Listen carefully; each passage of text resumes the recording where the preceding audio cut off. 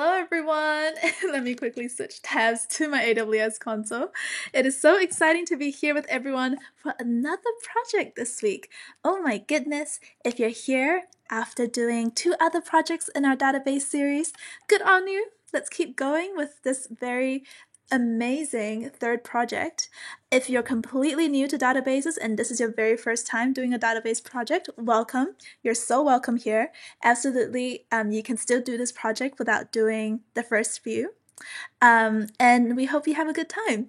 Welcome to today's project. It is all about connecting a web app with an Aurora database. So this project is honestly just such a good hands-on one to learn about because you're not only going to learn about databases as a topic, you're also going to be learning about web apps, and then you're also going to be learning about how to connect that database to the web app. So there's a lot of practical components in this one single project.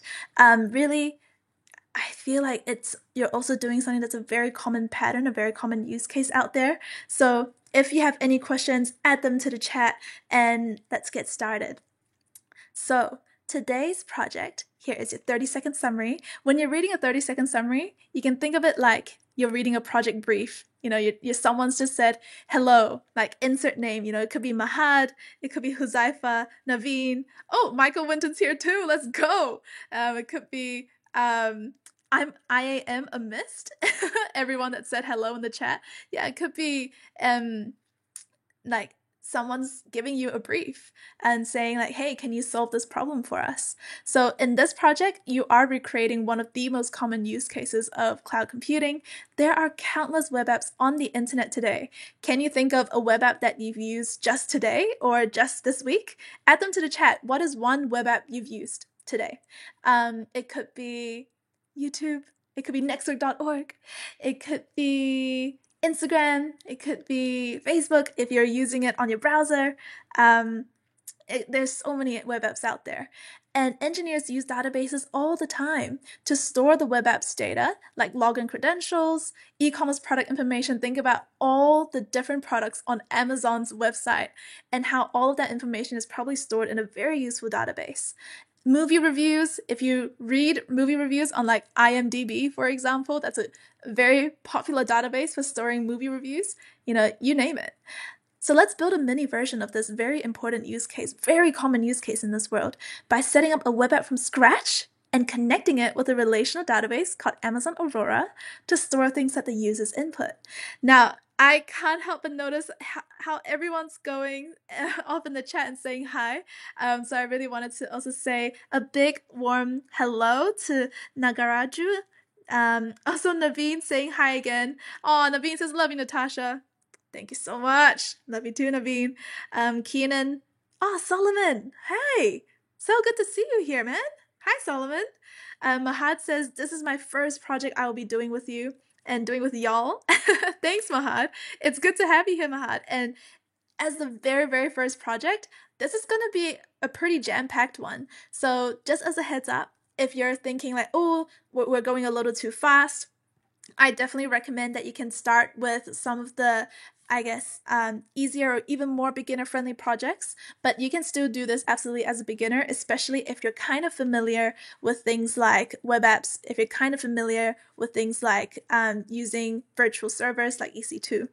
Our Shath in the chat says hi. Wow, the gamer NSH says hi in the chat as well. You guys are all so sweet. Thank you so much for saying hi in the chat, and it really makes a difference. So thank you so much. And all right. So as a summary, in this project, get ready to create an Aurora MySQL database. We're going to build and connect a web app, and then we're going to connect the database with the web app. Last, we're going to make magic happen, all right? So we're going to enter data through the web app. So you're going to be someone that enters data in a form maybe, and then you're going to see how your data gets stored in your Aurora database from there. All right, so there are always a couple of modes you can use to complete your project. You know, there's no touch, which literally just gives you the generic steps of what you need to do.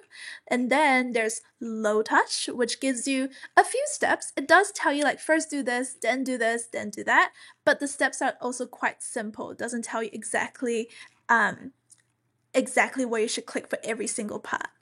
But today, like every other Project Live demo, we're going to be following the high touch guide, just so that if you're really following this as someone that is a complete beginner, if you're really following this as someone that just wants in-depth explanations of every single step, you're at the right place. High touch is what we're going to be doing today. Wow, thank you so much to Vegeta69. I can't believe I'm saying Vegeta69 on a live call, but here we are, saying hey. All right, hi back, Vegeta69. And I hope you enjoyed this project. Have you done a project before with AWS or with Nextwork? Dari says, hi everyone. Hi Dari, I have a feeling you're tuning in from work, so thank you so much for being here. Drop a quote in the chat, because I feel like we'll all get wised up from that quote together. Okay, so before you start every project, just recap. What are we here to do today? And type that down. So in this project, can you remember what we're here to do? What are our goals? We're not looking at the brief anymore. Can you still remember what we're doing? Okay, Vegeta69, by the way, is asking, do I need a domain? No, you don't need a domain for this one. And great question, by the way. Cool. So we are here to set up a web app and connect it with a database. Specifically, we are creating an EC2 instance to host our web app, and we are connecting it with a relational database called Amazon Aurora. All right. It's so exciting. It's a very exciting project. Just typing it out, it's so exciting too. So let's click done. And step 1 is to log in with your IAM user. Check now. Do you have an IAM user with your AWS account? I hope you're saying yes, because if you haven't created an IAM user account yet, or an IAM user for your AWS account, please go ahead and do it. It takes about 10 minutes. And after you create it, you don't ever need to delete it if you're very active with your IAM user. The reason why creating an IAM user is so important is mainly for security, because IAM users are basically people that are not your root user, not the default user that gets created with your AWS account. And when you create an IAM user, you're basically protecting any potential hackers or people with like bad intentions with your projects to get access to your account and all of your billing information, all of your like credit card details and financial information, all of that stuff. We want to keep that stuff protected when you do a project. And honestly, when you're deploying things all the time and you're making things available to the internet, trust me that there are some very, very smart hackers out there that are very, very good at knowing how to find their way to getting an EC2 instance with a port that's suddenly open to the internet, and then getting access to their AWS account details from there. So please protect your account. Please use an IAM user as you do this project. And I promise you it's free, and it also takes just about 10 minutes to create one. Now the steps to create one are all right here. So you can follow these steps. Otherwise, once you've created your IAM user, it should be very, very easy to log in. You can see that I am logged in to my IAM user today. You can see net IAM admin, so I'll be using that. Cool. With that being said, we're gonna zoom on ahead. Creating an IAM user, we also have a guide for that. It's in the description box. And yeah. It's so good to see Jong in the chat as well. Hey Jong, throwing a shaka in the call today. A big shout out to you, Jong, for being here. It always makes me feel like the luckiest person ever to have you in this chat. So thank you, Jong. And yeah, for our step 2 in this project, after you've logged in with your IAM user, technically the first technical thing you're gonna do is to launch an EC2 instance for your web app. Now, can anyone in the chat, anyone in the call, know why we need to use an EC2 instance for a web app? It's actually something that is very, very common, like a very, very common thing to do. Oh yeah, we need to launch a web app, we need to host a web app, let's use EC2 for it. But why do we need EC2? Why do we need an instance, or why do we need a web server for a web app? If anyone can share their thoughts in the chat, that would be really cool. And this was actually a question that's come up that not many members knew how to answer when we asked this question in a beginner's challenge earlier this week, which is why I'm making this question like very, very important here now. So give this a thought, add your thoughts to the chat if you can. And in the meantime, we'll get to this question, we'll get back to this question very soon. So what are we doing in this step now? So now that we've logged in, we're ready to start. In this step, we are going to launch an EC2 instance, and then use that to host a web app later on in the project. All right, everyone. I see Vegeta says, I know I just have a problem with payment. I have been waiting for the bank for a week. Yeah, it's actually something that's happened quite a bit within the community as well. I hope you are in touch with AWS support, because they are truly the go-to people to ask when you have problems with payment, when you have problems with your bank account. Keep us updated. Wishing you all the best with that one. And Solomon says, I really enjoy watching your videos while doing some of the projects. It's so fun doing them with you, and it's so easy. Solomon, thank you so much. Thank you very much. Huzaifa says, oh, so sad to Vegeta. And we also have Wesley saying the EC2 will host our database. Oh, very, very hot take. I love that response, Wesley. And yes, EC2 instances do power databases. In this case, this EC2 instance that we're about to create does not power the database. It is actually here to host our web app, which is something that's slightly different. The EC2 that hosts our database is something that AWS creates automatically for us when we create our database. So you can technically think that there are two EC2 instances, one that's hosting the database, one that's hosting our web app, and those two are kind of like connected. We're gonna make sure that the database can get in touch with the EC2 instance that we're creating manually here. Joe also says, hey everyone, great to see you all at another live. Yeah, Vegeta, your case with AWS, I'm glad that they're helping out. Keep us updated. If you ever need help with writing out like a response to AWS support, just let us know. We're all in the community helping each other out and things like this too.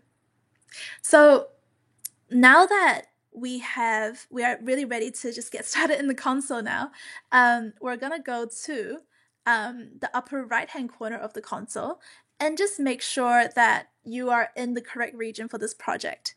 Now, in this project, please choose the region that is closest to you, just so that it's really easy to remember which region you're in. But if you want to choose another region just because you're like, you know what? I've been doing the same region for ages. Let's just have fun and like deploy something in London today. You can honestly do that. You can just pick whichever region you want. Just make sure that you're being very consistent with it. Usually it's best practice that you just choose a region closest to you because it always helps in terms of having like higher performance and also lower costs. But for something that's low stakes, like this 1 hour project, just choose whichever region that you wanna have fun with. So we're gonna go with Oregon. Okay, and next up, we're going to select the EC2 console. So you can type in EC2 in the search bar at the top here.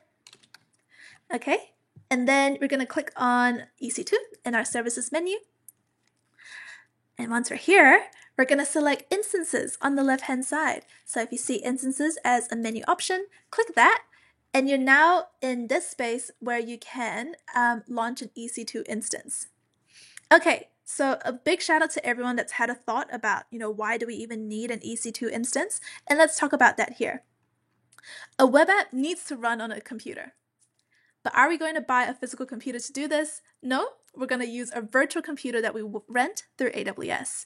This is exactly what EC2 is here for. So you can think about EC2 as kind of like this rented computer that you're just kind of renting on the internet, on the cloud, and you're going to use that to run the web app. It's the place where all of the processing, data handling, and user interactions happen. Yeah, and if you're still thinking, oh, I'm still not quite sure what's going on here, a really good, thought experiment to have is, why is it that when you type in nextweek.org in your browser, nextweek.org, and you press enter, somehow this entire web app, this website just loads magically in front of your computer. How does that really happen?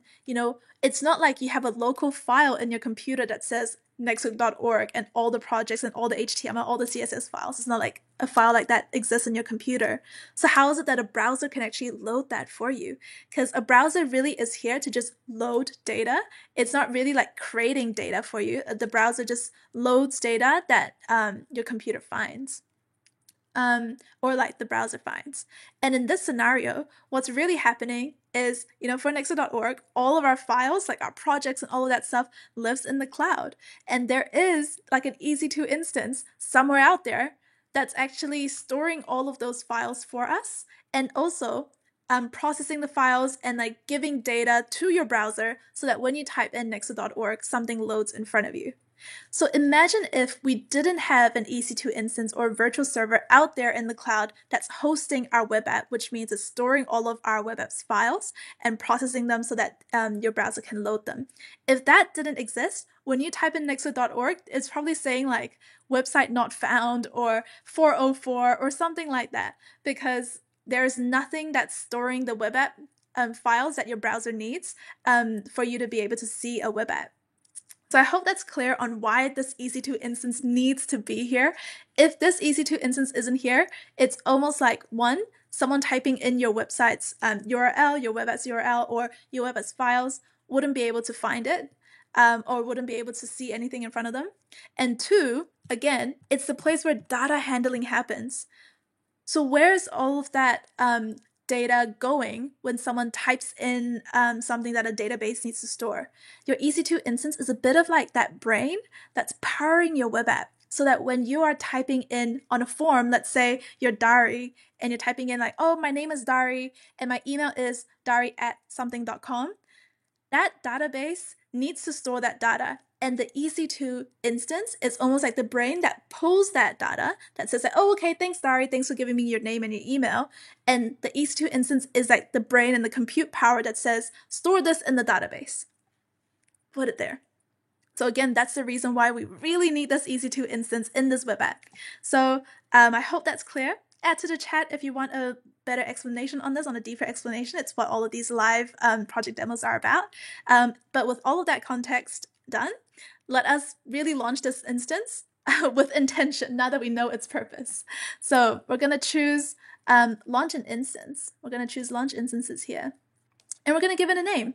So this one's going to be called Nextwork EC2 Instance Web Server. So we can give that name over here.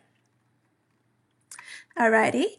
And then we're going to give it a Amazon machine image, which we're going to use Amazon Linux.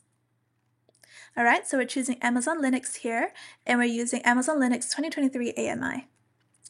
And then we're going to keep the defaults for the other choices. Everything looks good here. So for instance type, just make sure it says t2.micro because that is what is free tier eligible. Don't choose any of the other instance types because those might end up charging you. See how free tier eligible only pops up for T2 micro, so make sure you pick that one. And then for key pair or login, let us create a new key pair. So choose create new key pair here. Boom. All right, and then we're going to create our key pair, and we're going to call it Nextwork Aurora app. All right, let's put that through.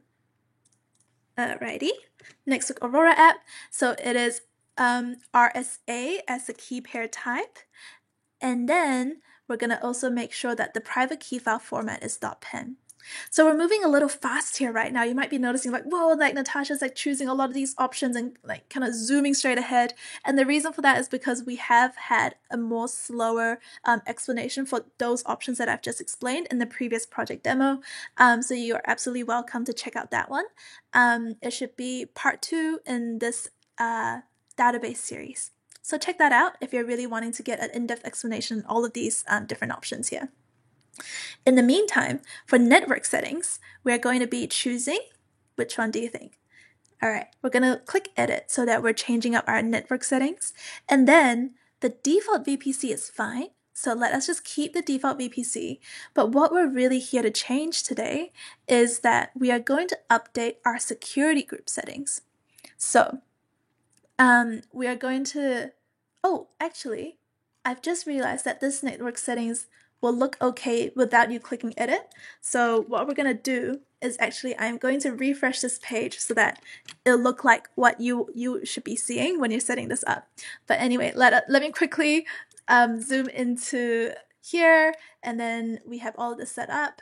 And then we're going to select our key pair, which is Nextwork Aurora app. And then for network settings, okay, over here, we're going to create that new security group. So this is exactly what it should look like on your page as well. And then we're going to just make sure that when you're clicking allow SSH traffic from, that you're picking not just anywhere, but pick your own IP address. Okay, and when you click my IP, you'll see that there's an IP address here. It's like 110.173.160.6/32. Okay, so this is basically saying the EC2 instance that you're about to set up will let in traffic that's coming from your specific IP address, which is like your specific location, your specific device. We want to do this so that we are not accidentally, you're not accidentally letting in traffic from public devices that somehow just say, oh, like we've detected a new EC2 instance that is allowing in traffic from anywhere in the internet, so we're just going to go access it and perhaps like take data, perhaps like infiltrate it, perhaps get access to your AWS account. But we want to protect your EC2 instance, we want to protect your account, so make sure you're just allowing SSH traffic from your IP. If you want to double check if this is the right IP to use, you can absolutely just click here in the guide, and I'm going to show you what you end up seeing when you do that. So a big shout out to John for saying, nice one, Nat, lovely screen layout. Oh, thanks so much. Yeah, we are experimenting with screen layouts at the moment. We really want to make sure that what you're seeing when we do these lives is like just a nice visual experience. So if you have any feedback about the screen layouts, let us know. All right, I can't zoom in any more than this now, but I hope you can see that when you visit that website, you actually get a checker on what your IP address is right now, and 110.173.160.6. Perfect. Exactly matches what it says under my IP here, 110.173.160.6. So you can safely move on. So now that you've already allowed SSH traffic from your IP address, next is you want to allow HTTP traffic from the internet here. Okay, like this. So it's going to say, AWS is going to say like, whoa, whoa, whoa, if you're allowing in traffic from the internet, what did we just say just now? It can be a bit of a security risk. So AWS is saying, are you sure you want to do that? And the reason for this is we want to be letting our web app be available on the internet. You know, there's a reason why nextwork.org, when you press enter, there's something in front of you. It's because we've allowed HTTP traffic from the internet so that anyone that wants to visit our website can access it. And web apps typically are just publicly available to everyone on the internet, so it is absolutely okay for your web app to allow HTTP traffic. So we're going to leave the default values for all of the remaining sections. So all of this is fine. And then if you'd like, you can even review a summary panel, which you can see here, to just make sure that you have your setup okay. So, you know, number of instances, just one is enough. Software image, the AMI, we're just going to use Amazon Linux 2023 AMI. The virtual server, T2.micro is the free tier one, so let's make sure we pick that one. And then yes, we are creating a new security group, which you've set up over here, where you allowed the SSH traffic. And storage volumes, 8 GB is the standard, it's the default, and it's completely enough. So this summary panel looks amazing, so we're safe to just click on launch instances and create that EC2 instance. All right.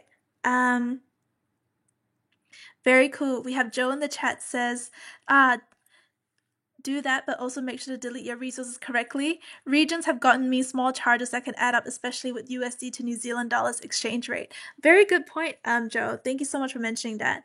And Gangada says, is nearby a region to get low latency? That's correct. It is, Gangada. So great point there in terms of what we mentioned just now about being able to pick any region that you want. As long as you're deleting your resources properly at the end, you will be okay. So great reminder, Joe. Thank you so much. Gangada also asked a very insightful question. What is the difference between instant store versus elastic-based storage, which is EBS, and also database? They serve very, very different use cases, Gangada. So instant store is something that is for like short-term memory. You can think of that like short-term memory for your EC2 instance. EBS, elastic-based storage, is for something like slightly longer-term storage for an EC2 instance. And then you also have databases, which are really helpful for storing a lot of related data, or for storing data that you want to be able to query later on. They serve very, very different purposes. So it's a very good question to ask. And also, we're going to be focusing on database here, but we will have projects on Instance Store and EBS as well, so that you can compare them yourself later on. But yeah, this is great info for us to do those projects. So thank you so much. And then we're going to head to our list of instances over here. And you're going to see that you have an EC2 instance over here, which is perfect, and it's still initializing, but it's okay. We can still tick it on the side. And once you open up this panel, you can see that there's an instance summary. Let's note down two things here. So the first thing to note is the public IPv4 DNS, like this. And this public IPv4 DNS, you can think of it as your EC2 instance's public address. So it's kind of like saying, if we needed to, send data to this website, or if we wanted to access whatever this EC2 instance is hosting on the public internet, like this is absolutely the link that we'll be going to. It's kind of like its location on the public internet. So we need this address later on to access our EC2 instance from our browser. And next is the value for key pair name. So once you go in here, scroll down, and you should be able to see key pair over here. This is the key pair assigned at launch. Awesome. So what this means is, later on when we're using our key pair, we need to make sure that we're using the key pair with the right name. You can think of this EC2 instance as a house. And this house is somewhere out there in the internet world. And then what you're really doing is you're trying to figure out, okay, where is this house? Okay, this house is in this location. And then you're going to think about, oh, where are the keys to the house? How can I get access to this house? Well, the keys to the house is your key pair assigned at launch. So once you have your key pair, it's kind of like getting credentials to get access to that EC2 instance. So it's very, very helpful. Okay, so we're going to wait until the instance state says running. So do you see how it says it's a green text that says running? Amazing. What that means is we can move on to the next step. Are you ready? We're going to create the Aurora MySQL database next. So web server, tick. You have completed and you have created the thing that's going to be hosting the web app. Now onto the key component, which is the database. And the database is going to be the thing that's storing a lot of data that you're going to enter through the web app. So again, when Dari says, here's my name and here's my email, and he enters it into the web app and he presses enter, he submits that data through, the database is going to be the one that stores that data. And that's why we need to create that database so that our web app is fully functional and can actually store the data that people enter. So in this step, we're going to be creating that Aurora relational database from scratch. And what is a relational database? Why are we using relational databases? And your quick intro, you can absolutely watch the videos for our previous projects to get that in-depth explanation. But really, a relational database you can think of like a spreadsheet, like a spreadsheet that has rows and tables on it. What that means is every single row and every single column should join up for there to be a cell with a value. So for example, if I have rows that's kind of like submitted on date, and then I have a column that says name, email, country, every single row should have all three fields filled out. I should have name, email, country for something that was submitted at 1 a.m. today. Name, email, country for something that was submitted at 1:30 a.m. today. So on and so forth. You see how there's going to be a series of rows, a series of columns, and ideally, really, something that's really standout about relational databases is that every single field needs to have something. Even if there's empty data, it will need to at least say like null, N-U-L-L, or something to indicate that, oh, we don't have the data for this. But again, there's going to be an entry in there. So the big advantage of relational databases is the fact that they're really, really consistent. The data is really consistent across them. And yeah, when data is relational, it gives us a superpower. We can query that data using a special language called SQL, which stands for Structured Query Language. If your data isn't relational, you can't use SQL. Let's just be very clear. Like, that's the reason why relational databases have a huge advantage over non-relational, because when it's relational, you get access to SQL, and SQL gives you superpowers when it comes to querying your data and analyzing your data. So what are we doing in this step? Can you still remember? In this step, we are creating a relational database from scratch using Amazon Aurora. Amazing. So I'm gonna let you have a second or two to kind of absorb what we're doing in this step while I check the chat as well.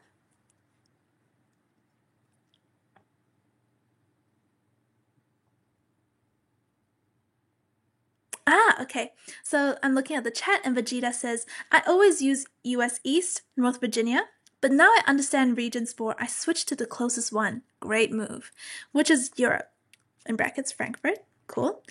Will they now charge me with Euro or USD? I believe that they will still charge you with Euro in my experience. Does anyone else in the chat have an experience with switching regions and getting charged in a different currency from that? For myself, every time I use AWS, regardless of which region I'm using, I will get charged in USD. But if someone has had a different experience, let us know. Or if you want to confirm that yes, you always get charged with USD, also let us know in the chat. But great question. Viresh says hi. Hi, Viresh. Thank you so much for saying hi and throwing hearts in the chat. That's so sweet.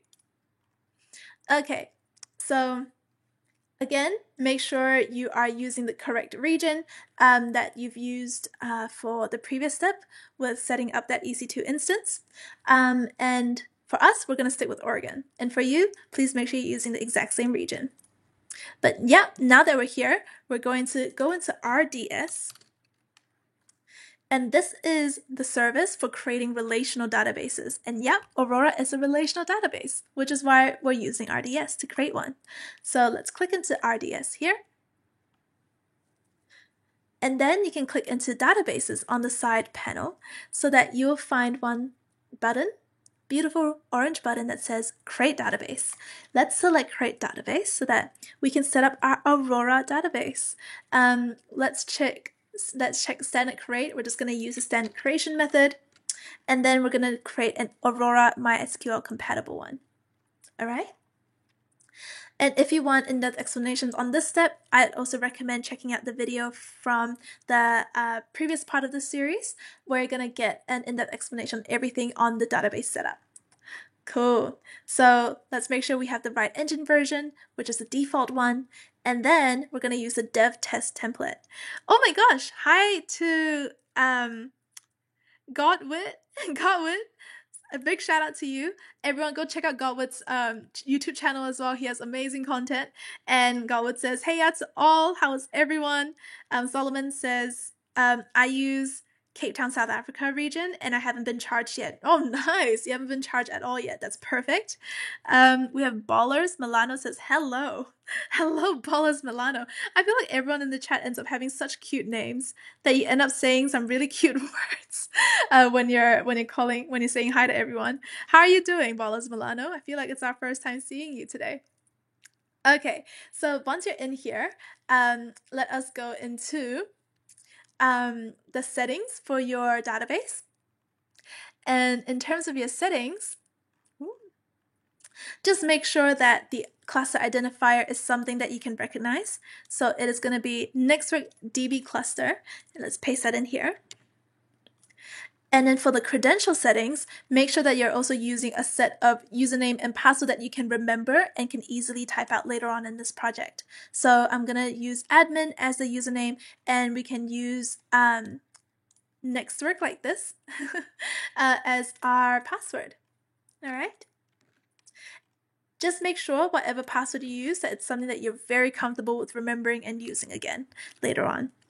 And yeah, Nagaraju says, how are you, Natasha? So good, because we're here doing a project together. Can't think of anything better to do, because this one is an incredible project, and also it's a lot of fun whenever anyone says hi in the chat. So thank you so much for asking.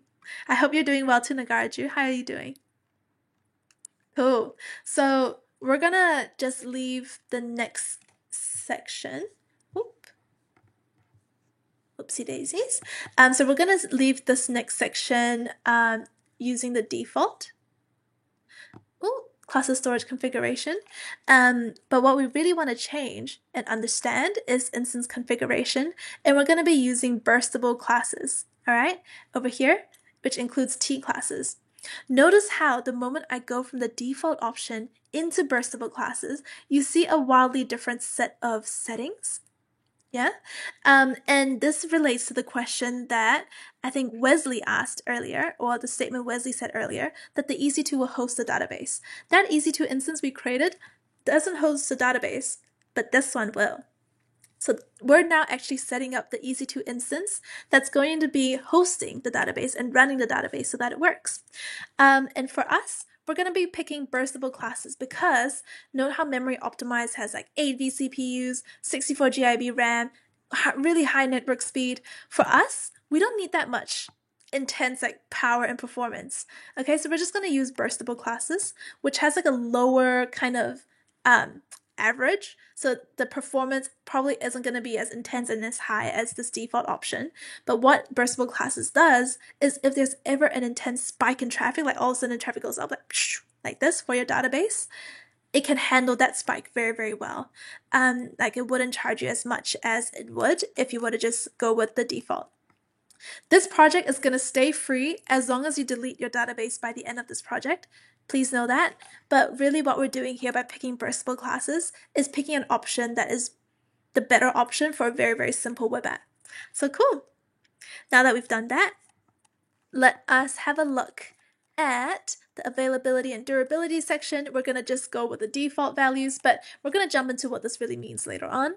And connectivity is asking us, do you want to connect to an EC2 instance? What do you think? Should we be saying yes, or should we say don't connect for this one? Have a think for maybe 10 or 15 seconds, and let's see. Do we connect to an EC2 instance?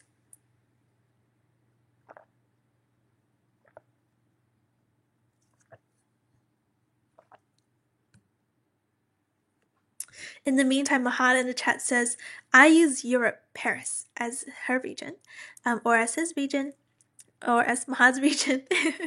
And could someone tell me why we have to pay? I still don't understand. Oh, great question, Mahad. And no, just because you're in a region doesn't mean you have to pay.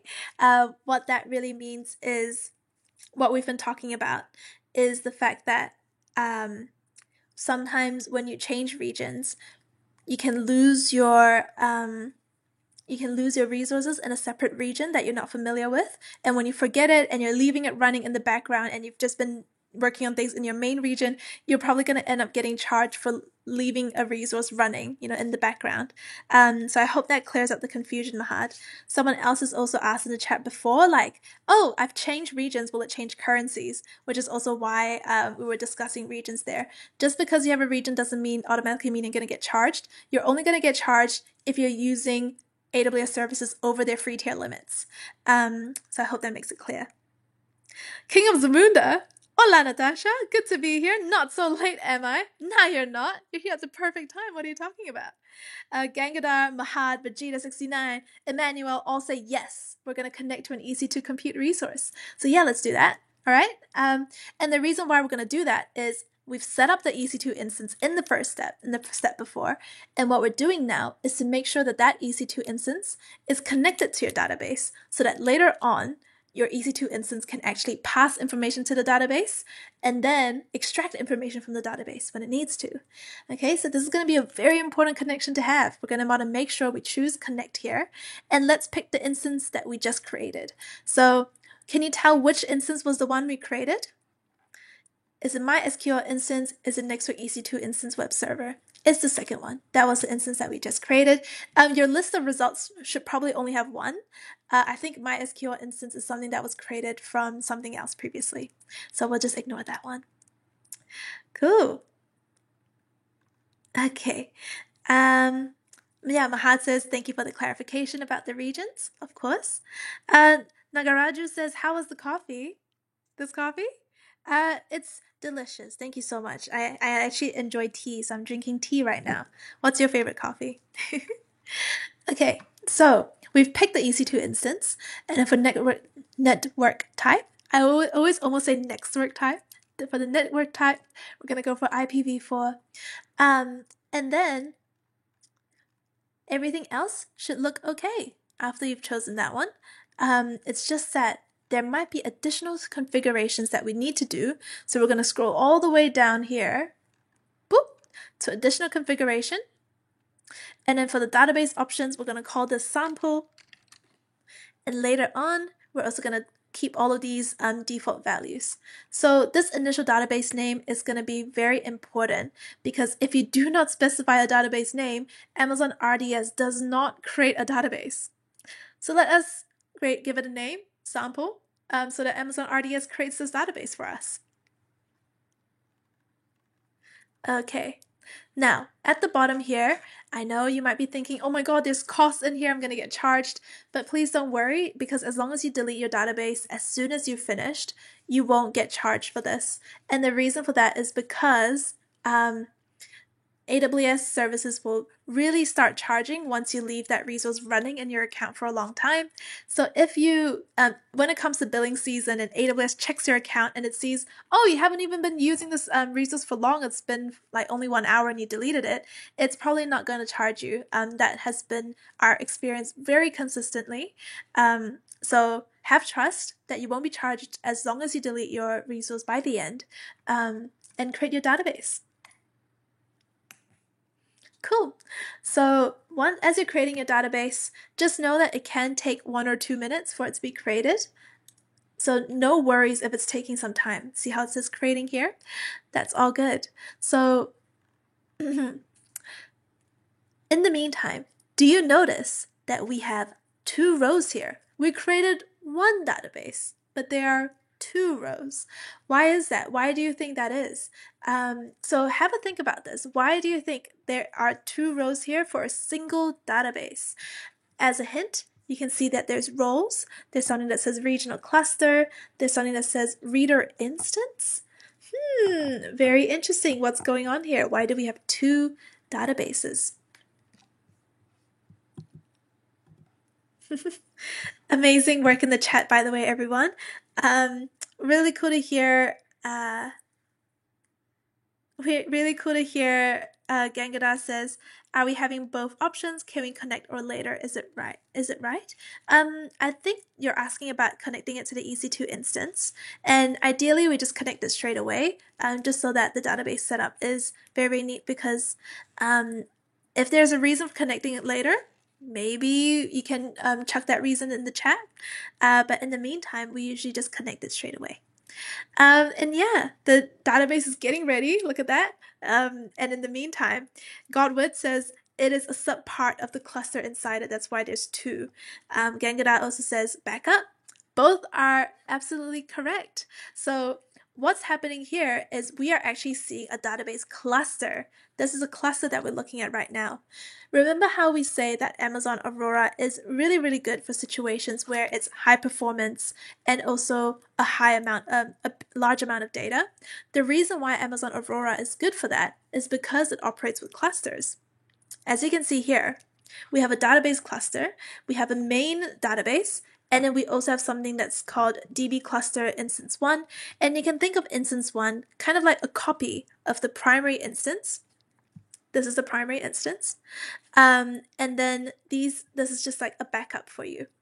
So if your database's primary instance fails, one of the replicas can be promoted so that you so that the backup can act in place of your main database. So I hope that was clear. If you have any questions, check it out. Ask us. Yeah, and Godwood makes a good point. I think there will be more rows if we try to make multiple instances. Correct. So it doesn't have to be that you only have 2 databases in a cluster. A cluster can actually hold many, many, many database and database copies. It's just that for us, because we're having a very simple implementation today, we only have like 2 going on in this cluster. Cool. So let us refresh and just make sure everything looks good. Okay. And in the meantime, let us check on this main available database cluster, and let us select the identifier here. So select the name, this highlighted blue text. Cool. And you're going to see that there are 2 endpoints. So we have an endpoint name here and an endpoint name here. Ooh, very interesting. So this is the cluster in action. Now, a big shout out to everyone saying, giving their responses as well. Gangara says to make it high availability, is it making 2 databases? It's not really making 2 databases. You can really think about it as a database with a copy. And usually that copy probably doesn't have all of like the functionalities of the main database, which is why I'd be a bit hesitant to call it like a database the way you call the main one. For example, in this case, you can see that there are 2 different types going on. There's a writer type and then there's also a reader type, which means that your primary instance of the database is one where you have all the functions and all the functions and features of it.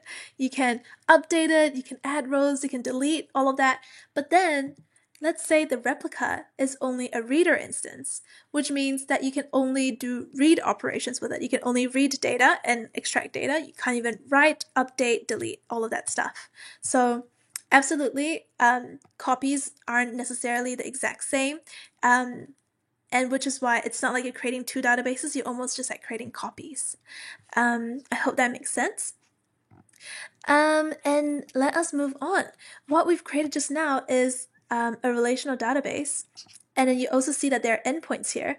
And like I mentioned, that there's a writer and there is a reader. If you want like a more in-depth explanation of what we're seeing here, we're kind of like saying this database has 2 endpoints, and one endpoint is responsible for writing, one endpoint is responsible for reading.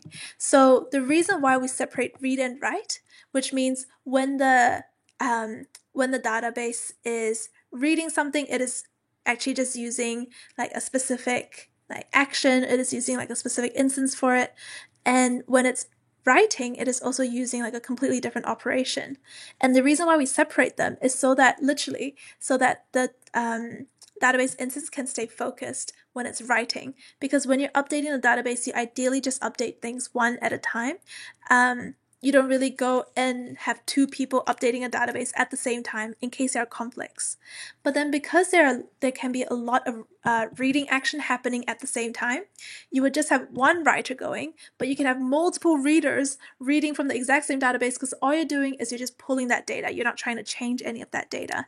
So by separating it, you can actually scale your database operations even more, because what that means is even if you have only one writer, because you have multiple readers, if there are any read operations, they can happen very, very quickly. So I hope that makes sense. And add your questions to the chat if you think you'd like a more detailed explanation. But what we're going to do now is we're really going to dive into the weeds of the web app. We're going to now connect to our EC2 instance. So remember that EC2 instance that you've set up? We're going to connect to it.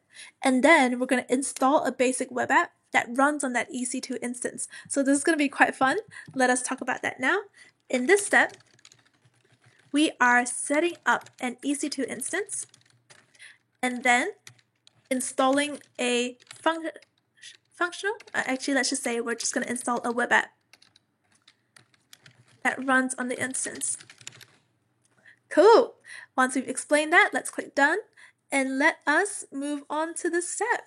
Exciting. Now that we've created the EC2 instance, we've already said that it is the key component that hosts the web app. we are going to be putting that into action. So the EC2 instance right now has no web app files in it. You can think of it like you've just purchased a computer and you haven't even uploaded a single file into that computer yet. It's just like a blank slate with no files that you've imported inside. So what this step is really doing, it's kind of like if you have your computer in front of you, you're kind of like just installing or writing, updating files inside this new computer. So that's all the files you need to run the web app. If you've done that S3 project before, you're going to remember that you've had to install something called an index.html file. You've also had to install or download a whole zip file full of like image and image assets. We're kind of like doing the same right now. We're going to try access our EC2 instance and download those files or create those files now in that virtual server, in that computer. So how you can do this is there's two ways depending on which operating system you're running, because this live demo is run using Mac. I'll be running the Mac instructions, but you can absolutely follow the Windows Linux instructions over here too. Okay, so in your Mac, by the way, I can already feel that Joe's gonna say, "Oh my gosh, I can't believe you're using a Mac." If I remember correctly, Joe in this chat is a huge fan or a champion of using Windows or Linux instead. But over here, type in terminal if you're using your Mac, and then press enter to open it. All right, so I have opened my terminal. Oh, and I notice I don't think you can see it very clearly, so let me zoom in all the way so you can see it very clearly. Whoop, it's going to take a bit of time, but I'm still zooming in, which is okay. All right, so now that you're in your terminal, what you're going to do is you're going to run a few commands now. What we're doing right now is you're accessing your local computer's terminal. So don't confuse this with your EC2 instance already. You're not talking to your EC2 instance yet. You're simply talking to your own computer, but you're using code instead of clicks. Okay, so we're going to access our pen file, which is the key access key that we've created for the EC2 instance, using commands. All right, are we ready? If this is your first time doing it, you can absolutely do this. Don't be scared. I know if it's your first time using clicks and not using clicks anymore to access a file, it can feel a little daunting, but the commands are very simple. Okay. All right. King of Zamunda says, sorry to take you back, Natasha. What is a cluster in reference to database? Oh, good question. Don't be sorry about this. I think it's a very key part of this project as well. A cluster is kind of like a database with multiple copies around it. Together they form a cluster. So you can think of, there's a database, there's multiple copies, and that whole thing as a whole is a cluster. And the reason why we use that for our database like Amazon Aurora is so that when your main database fails, let's say it goes down, let's say someone has injected data that has caused the database to collapse or just not function anymore, one of those clusters can step in and be available as a database or an instance of that database so that people can still access the data. I hope that helps, King of Zamunda. I think someone else in the chat has mentioned that it is very good for high availability. I think it's Gangada, and that's absolutely it. Like the reason why clusters are so important is so that there's high availability for your database too. And Joe Chang says, how did you know? How did you know I was going to diss you on using Macs? I had a hunch. Okay, so let us access our .pen file on the terminal by first running a very iconic command called ls. Okay, so you've pressed ls, you've pressed enter, and you're like, whoa, there's so many things that showed up. That's right. By clicking ls or putting through ls, you're basically telling your terminal to say, list out all of the files, all the main files in this current directory. And this current directory that we're in is kind of like the very, very first or top level file inside your computer or inside this server. In our case, we want to find the .pen file. So let us find it by going into a folder called desktop, and then finding the file there. As you might notice, the step-by-step project guide also says we're going to put the .pim file itself into a new folder on our desktop and label it Nextwork. So let's do that first. So we're going to go find the .pim file. You can find it in your downloads folder. Look at that, looking good.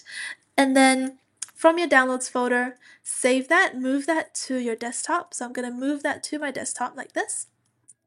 Okay, and when it's in your desktop, oops, there's so many files going on here. But when it's in your desktop, ooh, oopsie daisies, actually move this. When it's in your desktop, you can put it in a new folder as well. So I don't think you can see this yet, which is okay, but what I'm doing is I'm creating a new folder. I'm renaming it to call it Nextwork. Okay, and then I'm moving that file into that folder called Nextwork. Okay, so when that's done, and when you open up my Nextwork folder, you're going to see that my .pim file is in here. And again, that .pim file is simply the access key that you created earlier in this project. All right, so do you have your .pim file in a folder called Nextwork, and is it in your desktop? Check those three things. Do you have your .pim file? Is it in your desktop? And then is it inside a folder called Nextwork? Once you have all three ticked off, let us move on to the next step, which is to find that .pim file within this terminal, okay, using commands. So we've just learned ls, right? Just type it in ls one more time, and you can see that ls shows you all of the files in your main computer's directory. So let's go a step further. How do we open up the desktop folder from within this terminal? We're going to use another command called cd, which stands for change directory, but we're going to go cd into desktop like this. And that means we're kind of like clicking into and opening the desktop folder. Okay, so now that you've opened up the desktop folder, what do you think you can do next?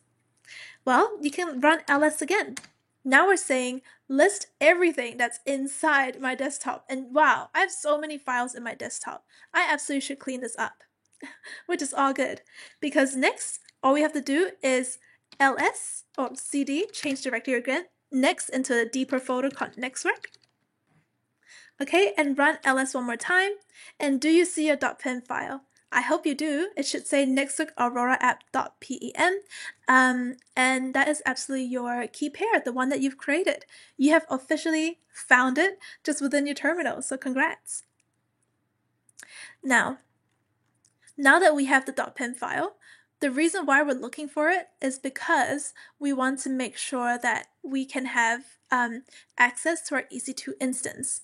So back in your console, what we're going to do now is in the console, we're going to find the EC2 instance. Okay, we're going to look for EC2.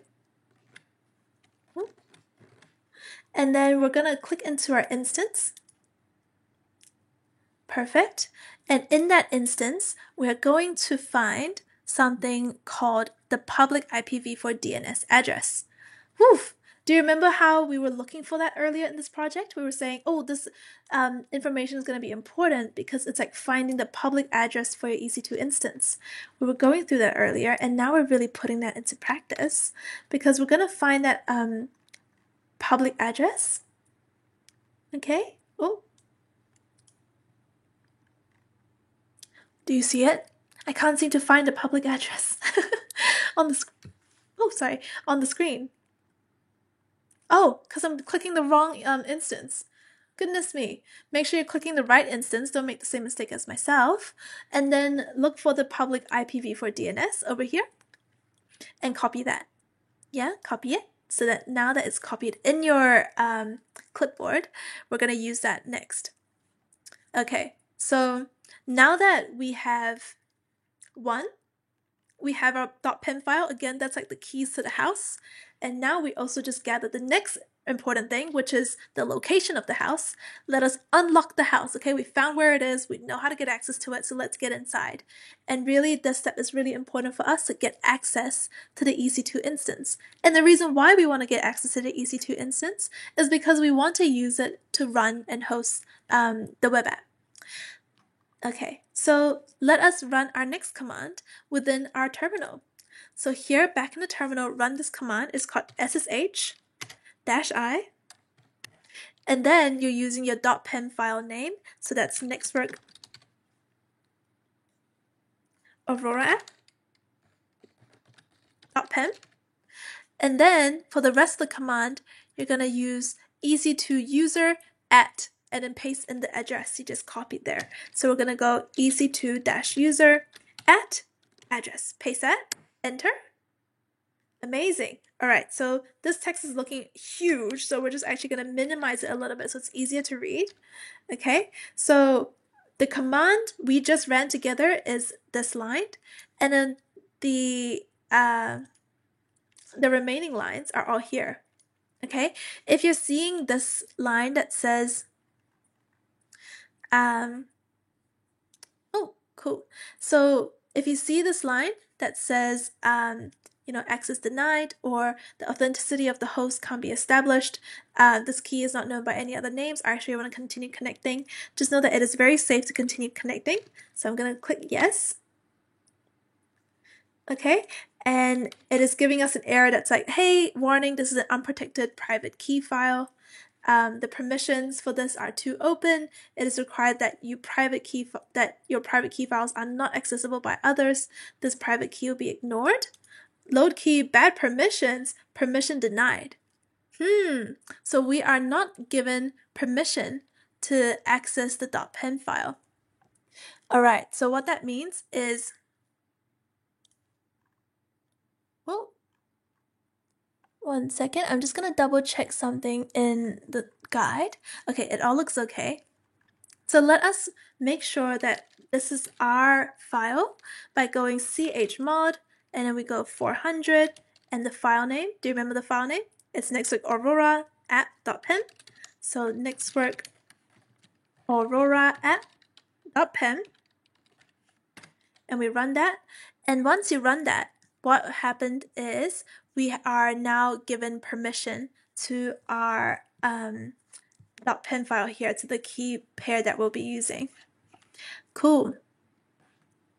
So now that we are the owner of the file, let us give this a go one more time. Do we think we can get access to this? Okay. SSH-I, the key pair name, the pen file name, Nextwork Aurora app. Okay, and then .pen. Awesome. So what has really happened here is we are given a bit of information about getting access to the EC2 instance. Oh, I think what's happened here is I didn't get to finish the command actually. So what it's telling us is like, hey, you haven't finished the command. This is how you can use the rest of the command. Oops, that's on us. Let us run that one more time. SSH-I. The pen file is Nextwork Aurora app. Okay, .pen. And do you remember the rest of the command? If you don't, that's okay. We're just going to use EC2-user at and then that address there. So EC2-user at the address. Wow, look at that! Doesn't that look amazing? So I always love seeing this little birdie icon because the moment you see it, you can breathe a sigh of relief and you're like, I have access to the EC2 instance. Thank goodness for that. So what we're seeing here is when you see this birdie or when you see the screen, it's kind of like a welcome from your EC2 instance that says you have access to this EC2 instance, have fun. So what we're going to do now is we're going to take a screenshot to show that we've had a successful connection. Cool. So let us take a screenshot now. And then we're going to paste that screenshot into the step-by-step guide so we can save this progress. All right, I've taken my screenshot. I'm going to drag this across the screen, drop it in here, and look at it upload. Looking amazing. And let's answer one question. How did you connect to your EC2 instance? Ooh, do you remember this one? To connect to my EC2 instance,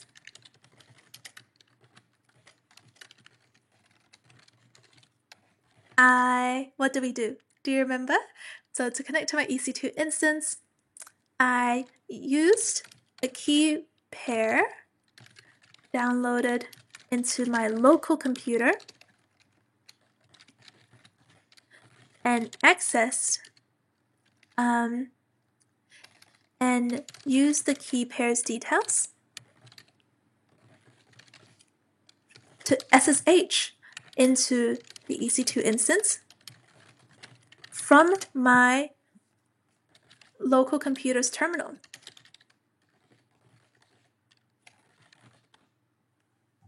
Okay, so if you're wondering what is SSH, it is exactly what we just did. It is a way to get direct access to an EC2 instance. Wow, JP says hi there. Hi JP, good to see you, man. Gangada also says, wow, thank you so much. Awesome. So Zach also asked, any suggestions to how I can continue creating next week projects after my free tier credits expire? Great question, because Gangada also has a follow-up saying my 1-year free tier has already expired. So can I still be able to do this project? Good question, and I think if you want to answer that, the best place to go is to check out the free tier website on AWS. If I remember correctly, actually, let us do a quick search of that, because this is a very important skill to have. Search up EC2 AWS free, and then in the AWS free tier website, you can type in the resources that you're using. So as you can see, Amazon EC2 is 12 months free. So after 12 months, it will start charging your account usually. And you also have RDS. That's another service that we're using. Yep, this one is also 12 months free. So what that means is if your account has already passed its 12 months mark, it'll be best for you to create a new account and then do your AWS project from that new account there. You can absolutely create new accounts using existing emails. If you're worried about running out of emails because you've already created an account with the one that you've used, add that to the chat, please. Let us know, Gangada. Let us know, Zach. We can give you a tip as well on how you can still create a new account. And yeah, a big hi again to JP. It's so good to see you here, man. Awesome work with all of your projects. Like, we see your progress. It is insane. It is very, very cool. All right, so we've answered that question. So we're going to click done, and we're going to move on to our next commands. So remember that EC2 instance is just another computer, right? So what we've done so far is we've kind of like just opened it for the first time, and it does like the startup sounds like ding, like it's open now, your computer is available for you. So the first thing we really want to do with this computer is just make sure that all of the software is up to date. Imagine if you open a new computer and you realize that it's still running like the operating system version that's maybe 3-4 years ago. You probably want to update it. So that's what we're going to do now with this line. And then we're going to run that through. Okay, so everything is done. Just like that, the update is complete. Okay, and if you're wondering what this command does, because we just ran a command, sudo basically means super user do, and it's like saying that you are the admin or you are the root user for this EC2 instance. And DNF is kind of like a manager to manage the software that's inside the EC2 instance. So you're kind of like calling it awake. And you're telling, hey DNF, can you please just update all of the software on this EC2 instance? -y says, whatever question or whatever confirmation you want me to do DNF, just say yes to all of it. So all of the prompts that say, oh, are you sure? Do you want to update this? Do you want to update this? Do you want to update this? You're just automatically just saying, yep, yep, yep, yep. You're just saying yes. So this is a very, very powerful line for you to just update and install like the latest software. Okay, cool. So once the update is complete, we're now going to install a bunch of stuff that's needed to create a web app. There are a lot of ingredients when it comes to creating a web app, and in this case, we're going to be installing 4 important ones. Okay, so the first thing is an Apache web server, and this web server is really one of the most widely used servers in the world. A web server is really that software that gets your content to users via the internet. So you can imagine how important that web server is. So you can think of EC2 as really just this machine, and the Apache web server, which we're installing, is kind of like a software that's like, or a web server that's specifically for loading content through the internet so that users can have access to it. Like this web server is like, it's almost like an engine made just for that. And then you have PHP, which we're going to install too. So if you're familiar with Java, you would know that you can use Java to create a web app. In this case, PHP is very, very similar. It's another programming language that you use to create web app pages. So what we see is designed using PHP. And then the next one here is called the PHP MySQLi, and this is a special library that's used to set up a connection to a database. Ooh, does it sound familiar? Does it sound useful? It probably is, given that we have a database now. We'd want to use PHP MySQLi to really easily let our web app connect to a database. MariaDB is a database that's very helpful for your EC2 instance. So you can think of MariaDB as a software that you're downloading, so your EC2 instance knows how to handle database actions or operations. So it's really here to help your EC2 instance know how to use the grab data from your web app and give instructions to the database. It's almost like if your EC2 instance doesn't have MariaDB, it doesn't know how to give instructions to your database. It doesn't know how to say, hey database, can I please store this new row of data? It doesn't know how to say, hey database, can I extract this row of data? Can I extract this information? It's almost like you need to install MariaDB to be able for your EC2 instance to be able to speak your database's language. So you can think of it in that way. And MariaDB especially is one of the many ways, okay, to install client libraries so it can interact with Aurora. It's not the only way. Some people might even challenge that installing MariaDB is a lot of work or installing a huge file to do a small operation, because MariaDB can do a lot of things, okay, and helping it easy to be able to send and understand like database responses, only like one small feature of it. But we're going to install MariaDB for simplicity. It really helps us here to remove a few steps and keep things a bit simple. So we're going to install all of these by using this command here. So we're going to copy that code and then we're going to paste that through, press enter, send it off to your EC2 instance, and look at that go. Oh my goodness, it's moving fast, isn't it? It's installing a lot of that software for us, and look at that, it's already complete. So that was really fast.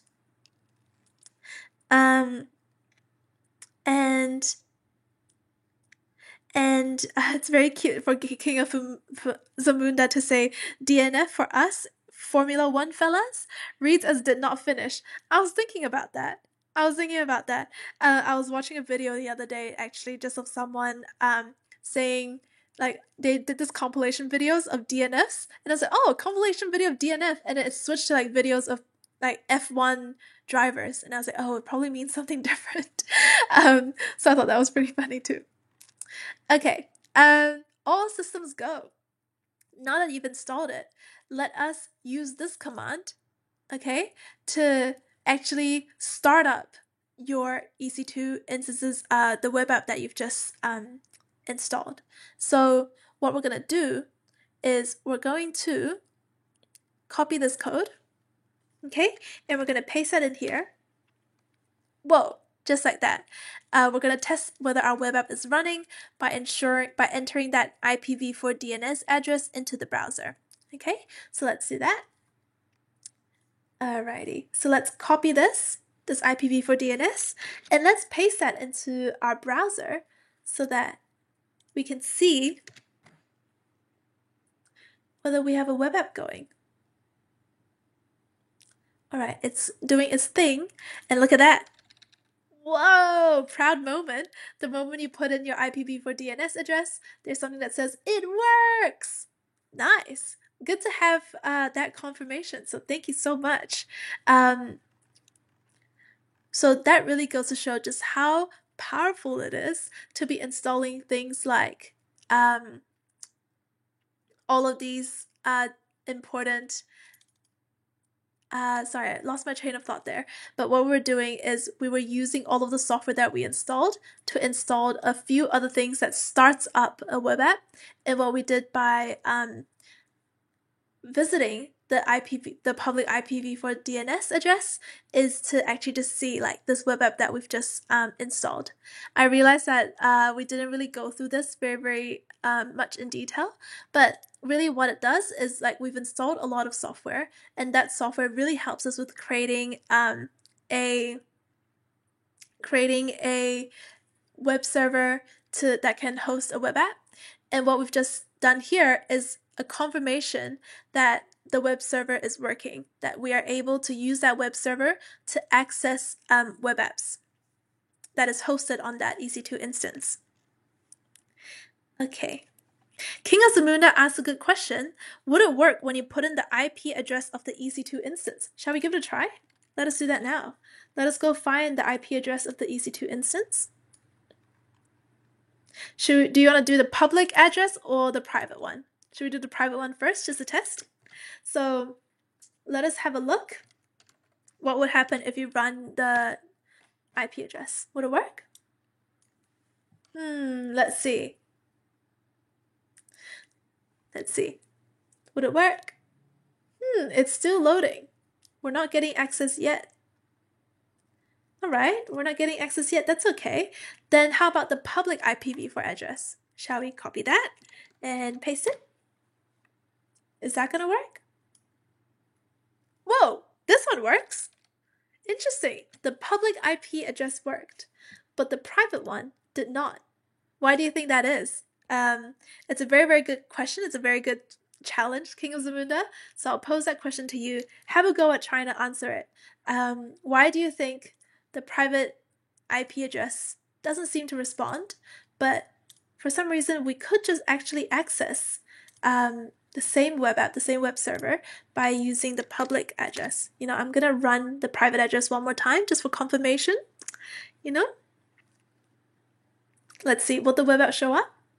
It's taking its time though, which really indicates that maybe it's not allowing us to get access. Okay, so we can see that it works now. So let us answer this question. What did you install to start your web app?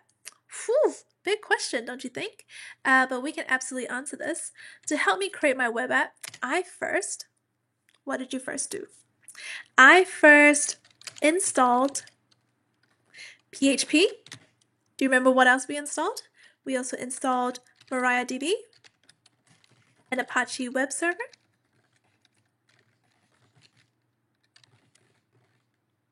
and do you remember what was the other thing that we installed? We installed some very important tools. There's still one more that's not in this list. Can you remember what else we installed as well? What do you think? What do you think? Can you remember? All good if you can't. The other thing that we installed is... Dun dun dun! Can you remember?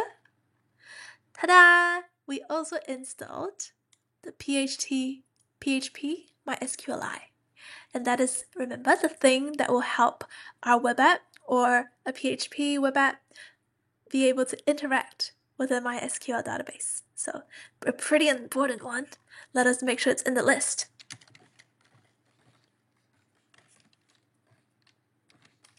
Ooh. And PHP MySQL. These tools installed helps me set up a web server and the ability for my web app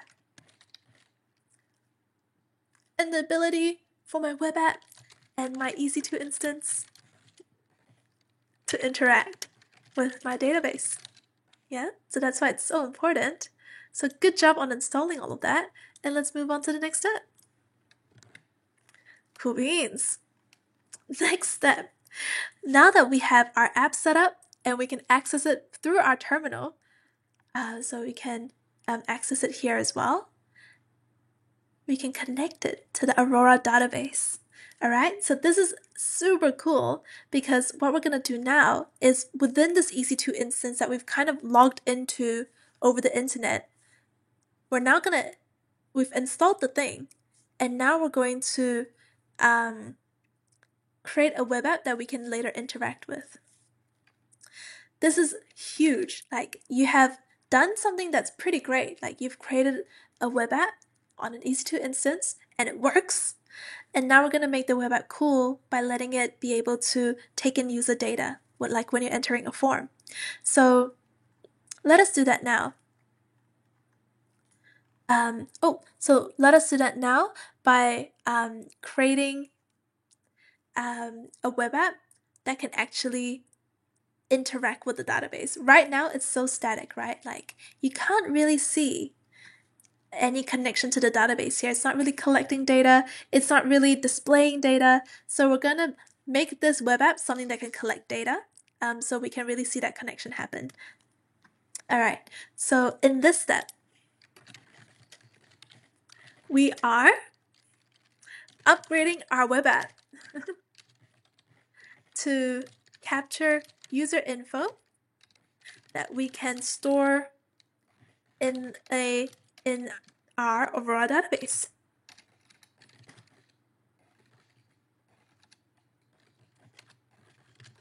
Okay, very nice.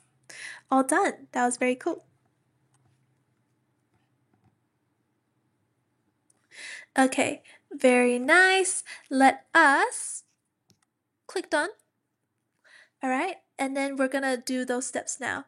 So the first thing that we're gonna do is we're gonna connect our EC2 instance to the database. Okay, so we have our database, we have our EC2 instance, but if we were to look at that architecture diagram, we haven't set up that arrow between them yet. We haven't set up the connection. So what this step is really going to help us do is it's going to set up that arrow, set up that connection for us. So while you're still connected to your EC2 instance, navigate to the www folder. This is where we store all of the files for our web app. So do you remember how we had this command that's called ls, and ls displays all of the files in our local computer? Let's try running ls here and seeing what are some files that's inside your EC2 instance. Let's run ls, and there's nothing. Oh, interesting. Why is that? Why do you think that is? Share your thoughts in the chat. Okay, but in the meantime, let us go into cd/var/www and press enter. And now we have entered this folder that's called www. And let us try running ls again. Oh, now we can actually see that ls has two files in here. There's cgi-bin. Okay, can you see that here? And there's also HTML. All right, so we're going to create a new subfolder within this folder called www. We've accessed it. And then we are going to call it mkdir space inc. So we're going to make a new file. That's basically what mkdir does. And then this file name is called inc. Enter. Oh, we can't create this. We can't create this directory. It says we have no permissions to do it. All right, permission has been denied. What do we do? So don't forget, at the end of the day, you have a lot of power over your own EC2 instance. So what we could do is just give ourselves permission. So that's what we're going to do in the next step. We are going to give ourselves the permission to create new files. If you really want to diagnose what's going on here, you can even do something called ls-ld. And ls-ld basically says list out the details of this folder. Okay, and it's saying, okay, in this folder, there's something called for root, and then the date today. So what is going on here? What's really this is saying is that the root user is the owner of the folder, okay? And only the owner can edit this folder. We are not the root user actually. We are using EC2 user. Do you remember this little username here? That's EC2 user. That is our username. And it's kind of like you're logging in with an IAM account. Like, we're not the root user of this EC2 instance. So what we're going to do is we're going to try change the owner of this folder so you're now the owner and you can edit it. Shall we do that?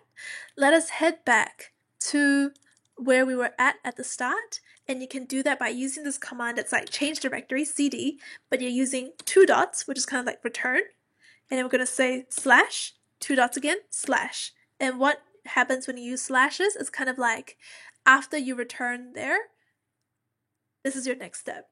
So by doing 2 dot slash, we're kind of going one file back, one folder back, and then another folder back. So we're jumping 2 folders back here.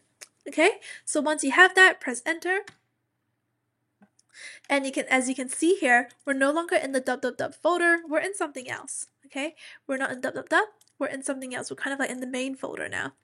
So now that we're here, we're going to run this command that changes the owner of that folder to us. Very cool. And you can just copy this command to do that. And what that command does, okay, once you've pasted it, it's called sudo super user do chown change owner, okay, and change that owner to EC2 user. Okay, and then it's going to say, okay, we can change it to EC2 user, but what was the folder that you wanted the owner to change? Right, the folder we wanted to change owners for is called dub. It's inside a subfolder called var. Okay, so we're going to do this, going to press enter, and we're now officially the owner of that file. Let's take 2 steps back for a second and say, why are we doing all of this? Why are we trying to make ourselves the owner of this file? Do you think you can make a guess on why we're even trying to access dub, or why we're trying to make a new directory? Like, why were we trying to create this file? Why were we trying to do this here? Can you tell why? Well, a really big reason for that is so that we can edit the web app and make it ours and connect it to the database, right? That's what the step is for. And if we don't create new files for it, and we don't set up configurations to connect it with the database, there's no way our web app will change. Okay, and that's the reason why we're going so hard to make ourselves the owner of something so that we can create a new file in there. Okay, and a big shout out to everyone in the chat. Emmanuel correctly pointed out that it's the PHP MySQLi that was missing. Very good. And King of Zamunda, good one. The private IP address is technically used inside the VPC environment and has no access to the internet, hence we are not able to reach the web app. Wow, very, very good. Good on you. We also have Vegeta saying, I just caught up with you and it works. I've been stuck in the PowerShell. It's my first time using it. Ah, I see. Very good job installing that. That's correct. Like if you are running some commands, sometimes your computer still needs to install some software so that it can even run those terminal commands in the first place. Let us know in the community if you ever get stuck installing that software. Perfect. Yeah, we also have King of Zamunda says, the files are not in our directory, right? Why is it that we couldn't run ls? Let us try again. Oh, we can do it now. So I actually would love to know what everyone thinks is the reason why previously when we ran ls, we couldn't see anything. I actually don't have a concrete answer for it. I think it was because we weren't in our directory at the time, but I could be completely wrong. I would love for someone to teach us actually in the chat. Why was it that the first time we ran ls in this EC2 instance, no files came up? It could be a really great learning for everyone in this live. Awesome. We also have King of Zamunda saying sudo to the rescue. Yeah, absolutely. Sudo to the rescue. A very, very common, a very, very important, I would say, like command to use. Okay, so now that we've made ourselves the owner of the dub file, we can definitely now edit it and create some new files in there. So let us navigate back to the dub folder using the cd command, and let us try create that subfolder again. So make directory is like creating a new folder, and we're calling that folder inc. Okay, awesome. And then we see that there are no errors here, it didn't pop up anymore. And what that means is we can now go into this new folder that we've just created. It's called INC. So let us use cd INC to go inside this folder. And now that we're inside, let us create a new file. We have the command for creating a new folder, but do you have the command to create a new file? Not yet. That new file is called dbinfo. So we're gonna go create this new file called dbinfo.inc. Okay, and press enter. Cool, we've just created a new file. Let us press ls here, run ls, and you have a confirmation here. Yeah, dbinfo was created. Okay, great. So we've created this file called dbinfo. How do we edit this file? Isn't it so cool that usually when you want to edit a file on your computer, you can just double click on this file and it'll magically open. And then now you can just like type in it and edit it right away. Not exactly the case when you're just using the terminal. You can't really... Do you think if I click on dbinfo, it can open up a file editor? Not quite. So what do we do here? There's no way for us to see a graphical interface, right? Because right now, we're not actually logging into a physical computer in front of us. We're logging into an EC2 instance. And there isn't like a physical like click and drag kind of interface for this EC2 instance. This is kind of all we have. So what we're going to do today, we're going to use Nano. Okay, and Nano is a special software that can help us with editing files while you're in the terminal. So let us run something called Nano, okay, and type in dbinfo.inc. So what this means is we're saying, can we edit this file called dbinfo.inc that's in this folder? Press enter. Whoa, look at this. We're now looking at a completely different fresh face for our terminal. It's looking a little different. Yeah, and the reason for that is now we've just entered nano mode for dbinfo.inc, which means we can now edit this file just within the terminal. We don't even have to exit the terminal anymore. So it's kind of like you've just double clicked on a Word document, it's opened up and you can type in there. We've kind of just done the same within the terminal. We've kind of double clicked into our dbinfo.inc file and now we can edit in there. Great chats in the live chat, by the way. Some great discussions there. You know, is it because we weren't the root user? Joe thinks the same. Is it because of the directory? So Godwood says, notice the difference slash and that squiggly line. Okay, they are different directories. One is root and the other is home. Ah, I see. So just now, because we were using a specific directory that would have been for the root user, we didn't have access, so we couldn't run ls. And only when we were in slash, we were actually in home in a different directory, so we could actually run ls and access, I guess, a list of all of the files and folders inside. Did I get that correctly, Godwood? Do you think that would be a fair explanation? Let us know. So now that we've run Nano and we're in Nano mode, let us actually edit this file. Okay, so to edit this file, let's first understand what is dbinfo.inc even for. So this file that we've just created, dbinfo.inc, it is a settings file. So what we're editing here is we're setting up a settings file that stores the connection details between the EC2 instance and the Aurora database. So this file is basically storing the connection details. So when your EC2 instance says, I'm going to connect to the database, it is going to look to your dbinfo.inc file to go, oh yeah, which database am I connecting to?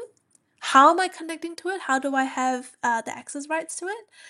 So a lot of those settings, those connection settings, will be set up through dbinfo.inc. Your EC2 instance will use the information that's stored there to automatically run a connection to your Aurora database and get connected. Okay. So to really fill out this db.info, we're going to head to our Aurora database's details. So let us find again our Aurora database. So let us find, the Aurora database by visiting RDS. That is the service we use to create the Aurora database. And let us copy the endpoint for the writer instance, okay?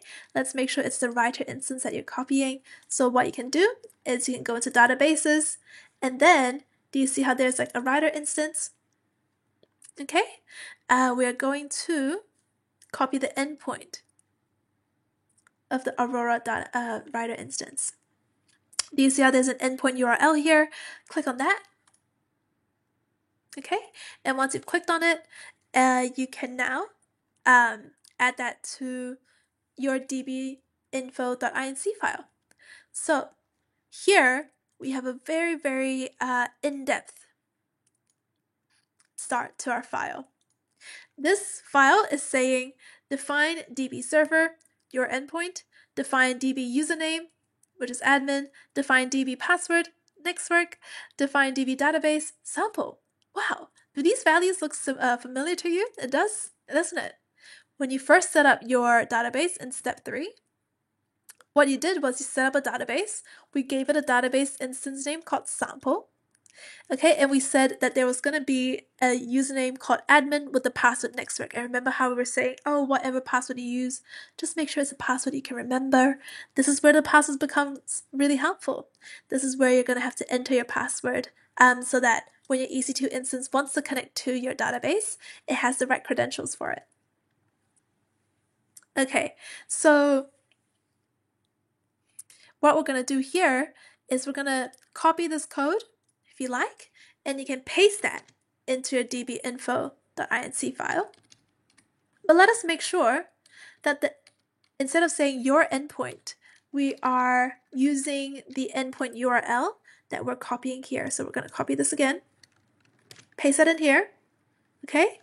And if you're thinking, oh my god, my lines are gone, just like keep using the left-hand arrow in your keyboard so you can see, you still have the entire line. Don't worry. So now that you've pasted all of that in, it's time to take a proud screenshot of our work. So let's take a screenshot right now. If you're getting stuck or if you're seeing that there is something that you don't understand, please add that to the chat. And I'm laughing at King of Zamunda's comment. I love Nano. However, that's none of my business. King of Zamunda, please. How did you come up with that on the spot? That's crazy. I love that, actually. You know what? I might just say that to the team, and if they don't like the joke, it's okay. It's okay, King of Zamunda. It just means we haven't found the right crowd. Joe even says, "Bruh." It's a great joke, Joe. Say it louder with me. I love it so much. And yeah, thank you so much, Godwit, for sharing all of those insights about that different directory, and that you like to use Vim instead of Nano. Our head engineer, Krishna Kaldas, he is a big advocate of using Vim as well. So I think he would very much agree with you there. Home of FPL, hello, says, that's a good one for real. Mahada's also laughing in the chat. So thank you so much, King of Zamunda, for brightening up the chat with that excellent joke. We're big fans of you. So now that you have all of the details of your database, okay, you have the endpoint, you have the username, you have the password, and the name. So what you're really saying here is go to this location. This is the endpoint. Go to this location. This is the location of my database. And when the database asks for credentials, say this is your username and this is your password. All right. And the database name that we're accessing is called sample. So this is literally saying DB info, database info.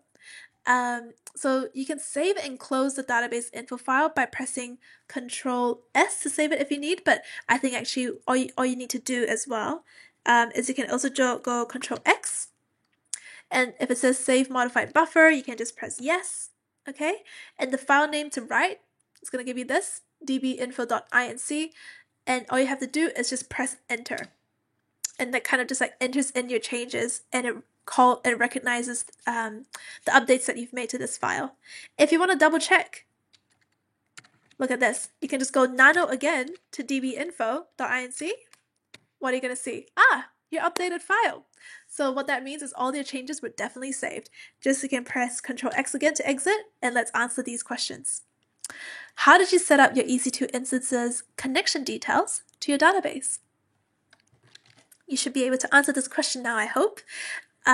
We set up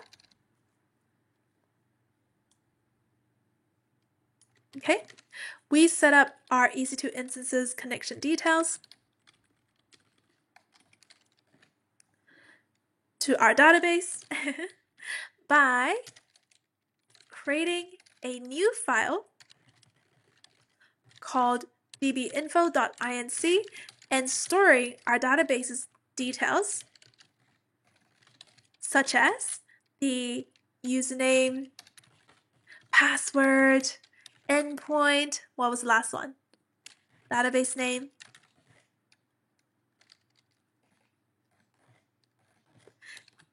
The EC2 instance can refer to this file for connection details. They were running out of character space. Oh. How do I make this more concise? We set up our EC2 instance's connection details to our database by creating a file called dbinfo.inc and storing our database's details like username, password, endpoint, database name. The EC2 instance can refer to this file for connection details. Okay, for database connection details if you want to be precise. Alright, let's click done and let's move on to the next step. So now that the database is ready to be connected, you literally have all of the information you need to connect to the database. We're going to upgrade the web app page because our EC2 instance can now say, great news, web app. I now have the ability to connect to the database. So if you want any ability to use a database, to use this Aurora database that I'm now able to connect to, go crazy, go hard. I will be able to do it. So now your web app is going to go, great. Let us upgrade this web app and its functionalities and its features so that we can make the most out of this database. How are we going to do that? We're going to navigate to a folder. All right, we're going to go into this folder called HTML. And if you've done the S3 project, you will be familiar with the term HTML. HTML is basically storing a lot of your web app files or your website files, and it's going to be storing all of the content that's in that web app or in that website. So when you visit a website and there's like text on the screen, there's images, there's buttons, your HTML is pretty much like that skeleton that writes insert button, insert this text, insert this header, insert these paragraphs. It is absolutely key to get a web app or a website going. Okay, so that's why we're going to visit this folder. Okay, because this is where we're storing our HTML files. And then we're going to create a new file in this directory and we're going to call it samplepage.php. Okay, and then we're going to edit this file by calling nano. So we're going to run 2 commands at once. Okay, just copy the code and you're going to see the moment you paste this and you press enter on your keyboard, boom, we've instantly, sorry if that clap was loud by the way, I hope that wasn't too loud for you. And the moment you run those 2 commands, boom, you have 1, created the samplepage.php file in that first line, and 2, you have just nanoed into the samplepage.php file. Surujan says, how are you? Look like you are having a cold. Does it seem that way? Oh my goodness, I wonder what gave it away. Oh my god, Joe Chang says, what clap? I did this clap just now, and it felt like it was a bit too loud. I was worried that someone, like all of you watching, might have found it a bit too loud or like shocking if you're wearing headphones, because I'm guessing, Joe, you're wearing headphones as well. But anyway, now that we have nanoed into samplepage.php, we're gonna copy this huge, okay, not gonna lie, it is a pretty big code block. We're gonna copy it in, all right? We're gonna copy this code and we're gonna paste that in here, all right? And before we go enter and just save it and move on, let us try to understand this file because we've copied something pretty big, okay? And it is quite huge, really. So if it's a bit too big for us to go through everything, that's okay. But really what we're doing here is now that we're in Nano, we are actually saying, okay, let's try to get here. Okay, we're actually saying PHP include dbinfo.inc. Look at that. Our dbinfo file is already in use. Our PHP, our web app is definitely keen to use it. So we've basically just set up a settings that says we're going to be connecting to a database in this web app. So please include all of the settings or all of the connection details stored in our dbinfo file.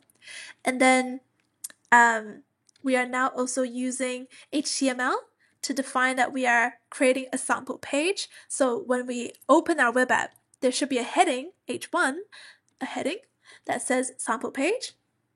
And here we are setting up that connection. Look at that.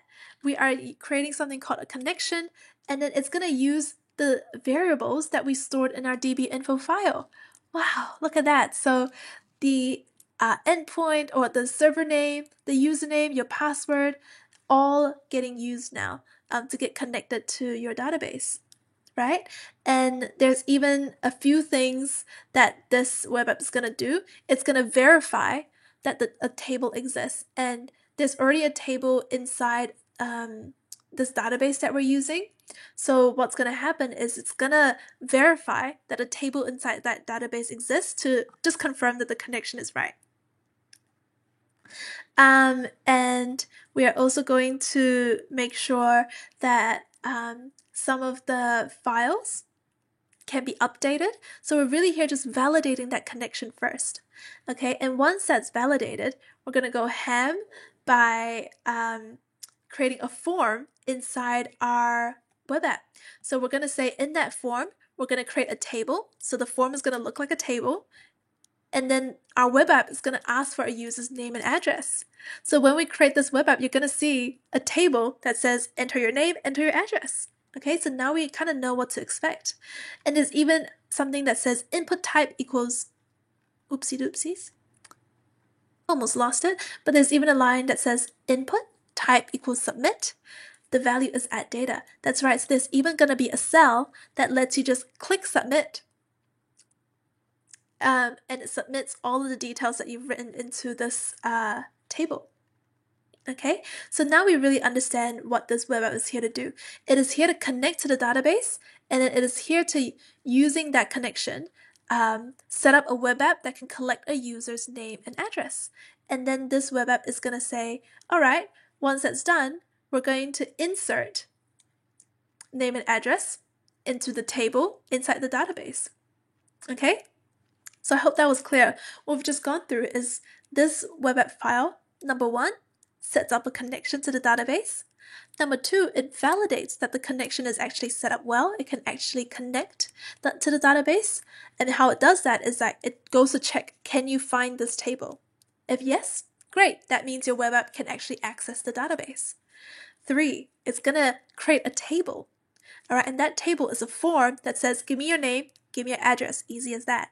There's even a button in that table that's called add data, so that when you click on it, it can help to submit data that the users entered to that table. Okay, and here we're saying if the data that they've entered looks okay, we're going to enter that data into the database, and we're going to enter that data into a table called employees in that database. Okay, so that is what this PHP file does. I hope that explanation was okay. And it is good to see that everyone's saying the clap wasn't too loud. Joe, I'm so sorry. I finally realized that I think you were making a joke when you say what clap. Were you trying to say like because it was so quiet, you don't even know that a clap happened? It would be very cool if it was. You're like 10 steps ahead of me. That is some big EQ play. But Gina initially said, mine says sample PHP permission denied, but it's worked now. Okay, great. Very good to hear that. But Gina, do you mind adding into the chat how you solved that? So that anyone else that might be running into this problem can solve it too? That would be great. Okay, so now that we've entered our web apps form, okay, we have pretty much just defined what this web app is going to do. Let us now save our changes, okay, by pressing, Control X, save modified buffer, press Y, yes. File name to write. This file name, samplepage.php, is great. So let us just press enter. Error writing. Permission denied. Aha! This is the error that Vegeta69 mentioned that he had. So if you get this permission denied error, you should know what to do. You should know how to give yourself the permission now, because we did run that in the previous step. Alright, so give that a go. So we're just going to exit Nano anyway by pressing X, Control X, and then we're going to just press no here. Okay, so this is just a confirmation that we couldn't edit our samplepage.php file because we don't have permission. So what we're going to do now is run ls-ld to see then who's the owner, who has permission to write in it. Again, it's the root user. And as you can see here, only the root user can edit this file or edit like the folders or the files in this folder. So what we're going to do is we're going to make us the owner yet again. So we're going to run the exact same command, a very similar one that just says, hey, make me the owner, I'm EC2 user, and let's run that. Okay, so shall we try pasting and saving that sample page file again? Let's give that a go. So let's do open bracket. Okay, sample. Oh no, let's run nano sample page. Nano sample page. .php and press enter. Aha, we're back into editing mode for sample page. As you can see, none of that big stack of code got actually copied in there. So let us copy the code, let us paste it one more time, and this time let us just save it and exit. So we're going to press Control X, save modified buffer, yeah, sure. File name to write, samplepage.php looks good, press enter. Do we have permission now? Yes, we do. So we do have access to sample page now. So that's perfect.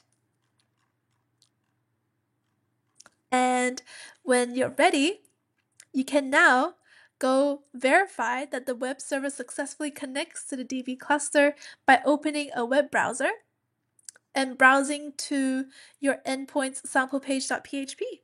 Shall we do that? Exciting, isn't it? So what we've done now is we have our EC2 instance here. We have the EC2 instances endpoint. And what we're going to do now is we're going to put HTTP at the front, :// okay? And then we're going to go to the end here. And really what we're doing is we're following the structure that's provided in this example. And then we're going to go / after our EC2 instances endpoint. And then we're going to go open the file samplepage.php, right? So we're going to open the file called samplepage.php. We're going to enter that into our browser URL address bar, and let's press enter. What? Wow, look at this. Doesn't this look familiar to you? Exactly what we've mentioned. There is name, address, there is something called sample page at the top. You know, that was the header, the H1 that we mentioned. All right, and let's actually go back to this this code so you can actually compare now. Sample page, a heading. What do you see here? A heading that says sample page. And this is some stuff that we can't see here in the front end, but that's okay. But this is just the web app just verifying that there's a connection to a database. And then look, we have a table, don't we? We have a table that says the header, name, address in all caps, all capital spaces. Ha! Checks out. We also have a row that is here to collect a name, okay, collect an address, and also have a submit button for us to click a button called add data, exactly what we see here. name field, address field, a submit button called add data. All right. And even at the bottom here, we have a collection of, we have a new table, right? It says table here that has one single row. As you can see, there's only one single row kind of element tag here. And then that row will have 3 items, 3 columns. There's like ID, there's name, there's address. ID, name, address. It's cool to see our PHP file literally come to life in the form of a web app right in front of us.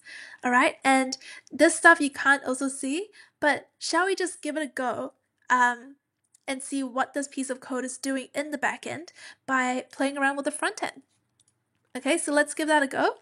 And let's first take a screenshot before we test in the next step. How exciting, right?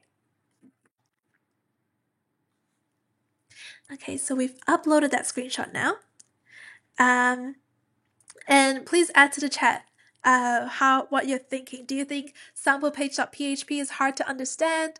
Do you think it was explained okay? Is it something that you feel like, oh, like I want to understand that a bit more? Please let us know in the chat. It really makes a difference. So a big thank you to everyone that's been so active. This has honestly been so much fun just seeing everyone's responses, everyone's conversations. David Castelli in the meantime says, hello everyone. Hello, David. All right, so how did you upgrade your web app? Next, I upgraded my web app by, what do we do next? We updated our web app. We upgraded our web app by creating a new PHP file that includes a connection to a database and light front-end work that involves a submission form and a table. All right, so we've done some good work for this web app, and let's click done.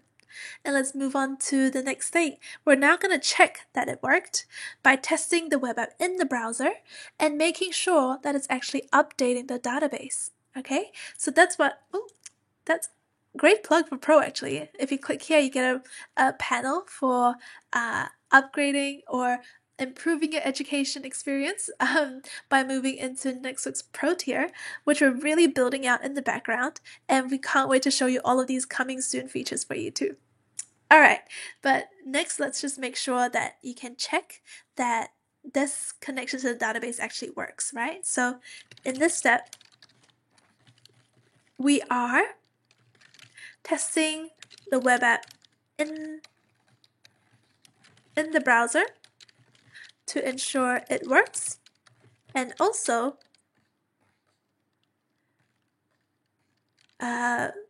validating that our database is updating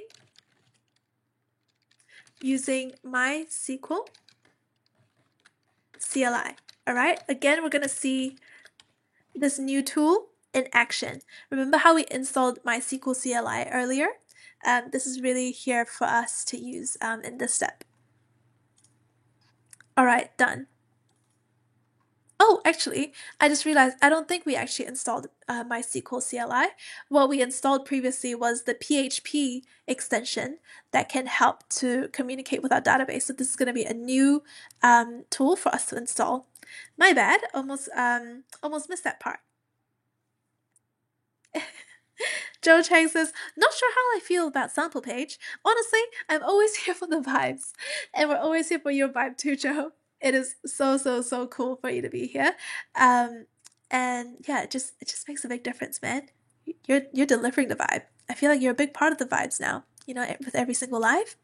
And with that said, let us enter Joe as the name for our first row of data. And address, let's just say his address is nextwork.org. Let's just say Joe lives in the internet space. And let us click add data. Do you think it's going to work? Whoa, look at that. It just updated live for us. How did that work? We have Joe and we have nextwork.org in his address. Shall we enter someone else's name and address? You can chuck your name and address in the chat and we can add that into this web app so everyone can see. But let us add someone else's name. I think we have... Do we have someone else's name here? Let's just say Vegeta lives in... Where should Vegeta live in? We're going to say Vegeta lives in the sample page PHP file. Add the data. Boom! It's in. That's a lot of fun. So have the fun just entering all the names and addresses that you want to do. Test this app. And let's think about how did it just update, right? So if we can go back to the PHP file to actually understand why that worked, you can see that there are a lot of commands actually after this upper part that kind of defines what it looks like, right? So what's happening here is there's actually a command here that actually just says we are going to input the data, right, into the table. And then we're going to input the first thing that they've entered, the second thing that they've entered into this table here. So, oh, there we go. So this is the right excerpt to look at. Sorry about that, team. So what this one here is saying, this table is really saying, this section is really saying this table needs to be reflecting the most updated data, right? So this table is actually pulling from the database and it's saying, we're going to display the row 0 or the very first column of this database, and then we're going to display the value in the second column and then the value in the third column. Value in the first column, second column, third column. So that's what this piece of code is really saying. It's saying, hey, fetch the database and display it on here. And then what's really happening here is when someone enters, okay, into this form, that data is being collected, and then we're adding a new row into that database to save that data. So it's good to see that PHP file really come to life here. And let us move into taking that screenshot so we can show progress of our work. Cool, we've taken a screenshot since we've added our data, and let's upload it here. Cool. Oh, so cool. Vegeta says, I live in Iraq, but I'm fine with moving to sample page lol. Oh my gosh, yes, I'll set up a nice house for you in there. Joe says, oh, I've been added to the data. I feel honored. It's our honor, bro, that we get to feature you in this table. Thank you so much, team. So now that we can see that, you know, our web app is showing us that the data that we've entered is being reflected here, can we now actually verify that the database is being updated? Can we actually just open the database itself and look at what's inside the database and be like, oh, like what's in here? Because what we're seeing is kind of like a results page. We're not really seeing the raw database itself. So let us do this by connecting directly between us and the database using something called MySQL CLI. So previously, we've installed a lot of good software like MariaDB that helps our EC2 instance grab data and also be able to like process it and all of that within a web app kind of environment. But what we're really wanting to do now is install something new called MySQL CLI so that we can interact with the database ourselves directly using this software. So what's going to be important here is we actually just want to have MySQL features that MariaDB probably doesn't give us directly, because when we installed MariaDB, it was kind of like helping the EC2 instance communicate with the database. And then right now what we want to do is we really want to just run MySQL functionality within the terminal using MySQL CLI. So it's slightly different stuff here that we're doing. Cool, so we're going to download the MySQL repo into our instance. So we're basically downloading some software now. And the command that we're using is sudo yum install. So you know how previously we had sudo dnf? Yum is honestly does a very, very similar thing as DNF, where it kind of helps us bring in packages, okay, and helps us manage it. In fact, I think DNF is considered almost like a new version of Yum. So they're truly like doing the same, fulfilling the same purpose here. So let us install that. Oof. And it says we have successfully installed and it's complete. That sounds good. And then with that repository downloaded, we can use that repository to install MySQL. So it was kind of like how what we've initially installed here is kind of like a folder containing the instructions to install MySQL. And here we're really like installing MySQL itself. Or really what we're doing here is we're installing a MySQL software so that we can use it to go through this repository. So I think that first explanation was a little bit tricky there, but I hope that makes sense now. If you're wanting like a better explanation for that, please let us know in the chat and we can come back to this as well. So connect to the Aurora MySQL database by running this command here. So we have a few variables for you to fill in, and let us run MySQL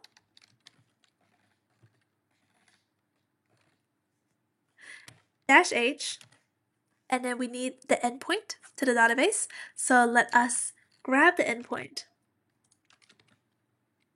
Okay. So we have this endpoint, right? For the writer instance, we can just grab the exact same endpoint URL. And let's paste that in here. Looking pretty nice. And then we have a port to think about. So the port for an Aurora database is usually 3306. So if you're very confused, like what is a port? What do they do? We go into that in detail in a networking project where you are creating an EC2 instance. So I definitely check out that project to better understand what's going on here. Add that to, I guess, your personalized course or whatever path you want to take with all of these projects with NixWork. So let's type in 3306 as our port, and then we're giving them our username, right? So we're saying we're gonna get access to this database using the username admin. Oh, I'm not sure if this is the right result. I feel like there's something that we're missing here. I think we have missed something in this command. We have. We absolutely have. What we should be running is MySQL, okay, -h, okay, and then paste your endpoint URL. And then you should be writing -p, can't believe I missed that, sorry team, -p, and then the port number, which is 3306, okay, and then you're saying -u for username, and then type in your username, -u, and then type in your username, which is admin, and then we're gonna go -p for password. And it says enter password. All right, our password is NixWork. Okay, press enter. Once you've entered in your password, you're gonna see that the NixWork text doesn't show up here, and it's really for privacy reasons. So even if you press Ctrl V, you're gonna see it doesn't show up here, but it's okay. Press enter anyway on your keyboard, and look at that. You have access now. Cool beans. So what we're gonna do now is we're going to run something called use sample. Okay, and then what this means is we're gonna use this database that's inside, we're gonna use a specific database called sample. So let us put it in here, use sample. Okay, and now what's happening here is the command line is saying, okay, cool.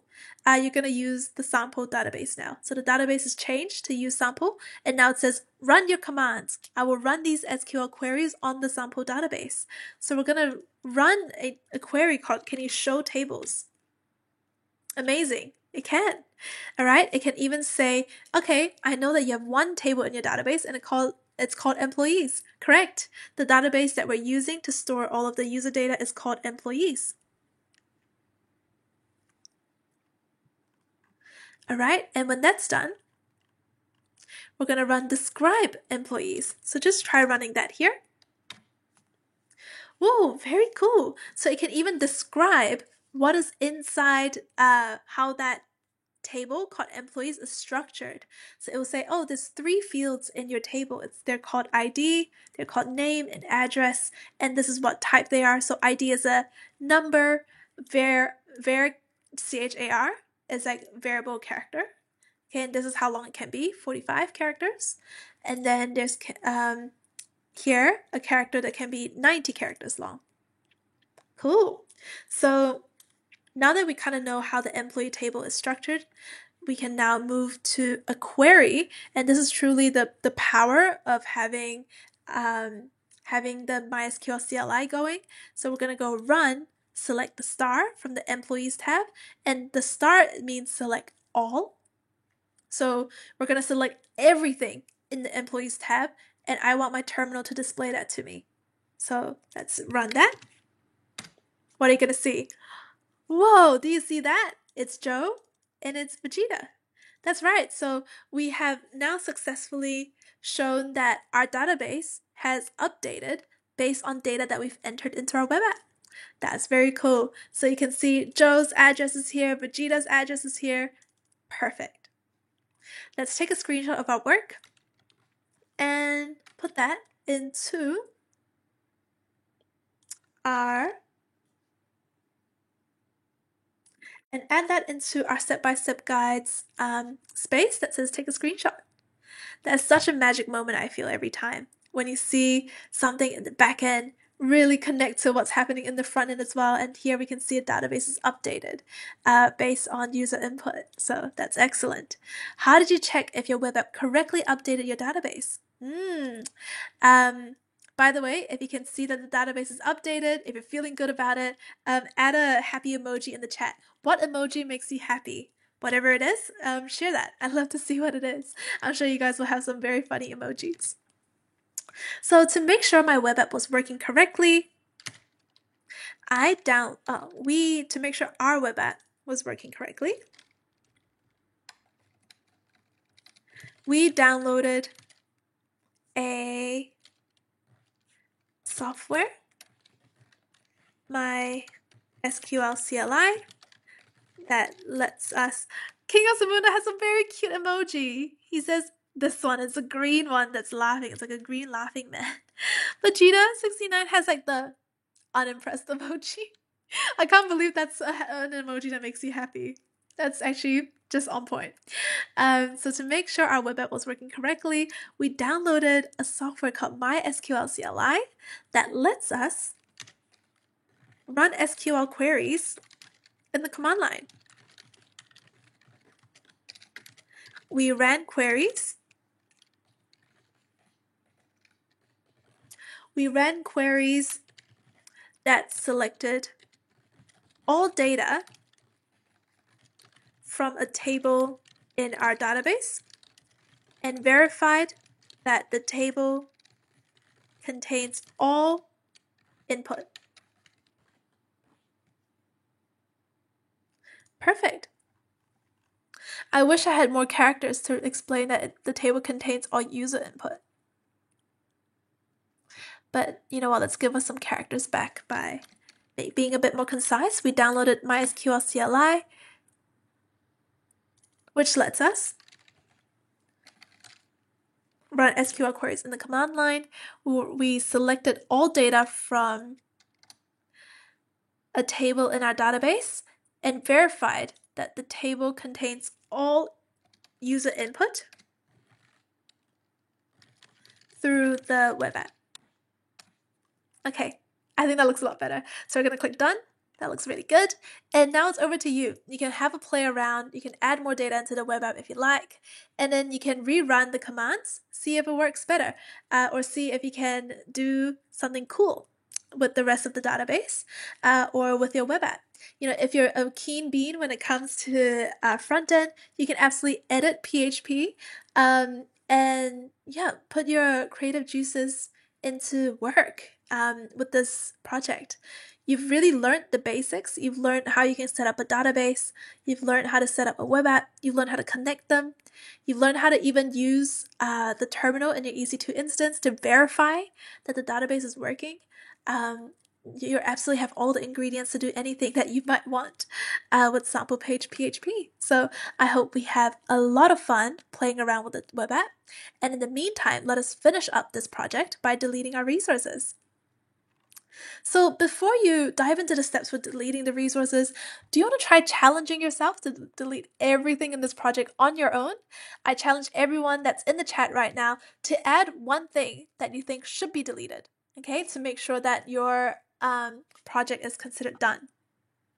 In the meantime, I'm going to sip on my tea and wait for your responses.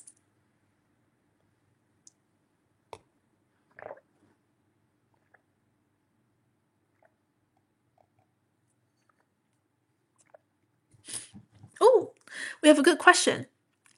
We've had two very nice emojis come through. Joe has the party face emoji, and then we also have Mahad with the emoji. It's like someone just going like, ooh. In the meantime, we also have King of Zamunda saying, what would happen when I update the DB and now refresh the web app? Will it show the added data? Yeah, I think that's a good question. So we can absolutely think about this web app as something that reflects the most updated version of the database. So it absolutely should, shouldn't it, if you were to add a new row to this database. I'm very tempted to give this a go, but I have a feeling I might not have all of the right commands for it. Do we know what are the SQL commands for adding a row to a database? I can't seem to remember, so actually just for funsies, why don't we Google use SQL to add a new row and data to database. Shall we give this a go? Insert into table name.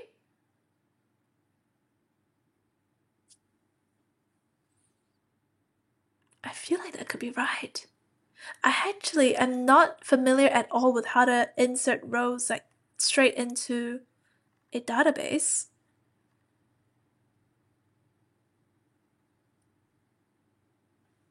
Shall we give this a go? Insert into table name. Okay, so insert into sample. Okay, I think that should work. The values are value 1, value 2, value 3. Okay, shall we give this a go? The values are values. The ID 3. I actually feel a little hesitant. I hope this is going good. King of Zamunda is gonna be our name, so let's put in King of Zamunda. And should we say King of Zamunda isn't Zamunda? that's King of Zamunda's address. I think that should be okay. Enter. Do we think that's it? Oh, I see. Is there anything else we needed to enter to finish this? Do we have to press like a little... Oh yeah, I think we do. I think we have to do a little like semicolon.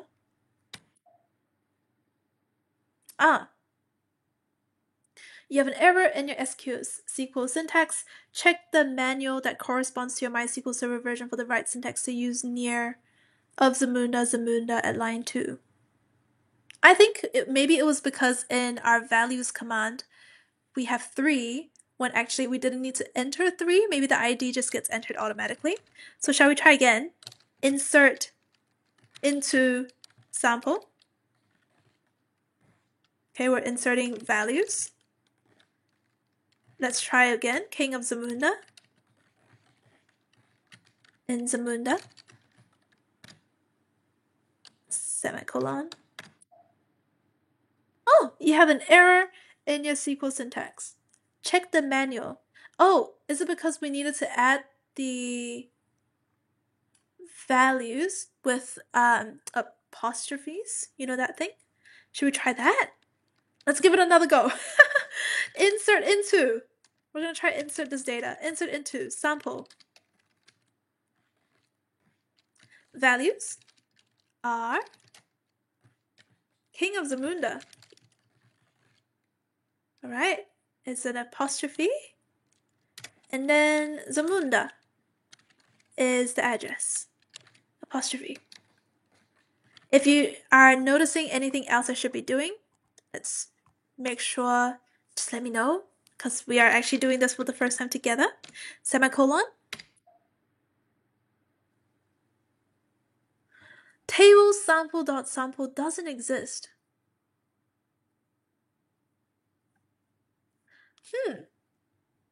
Table sample.sample doesn't exist.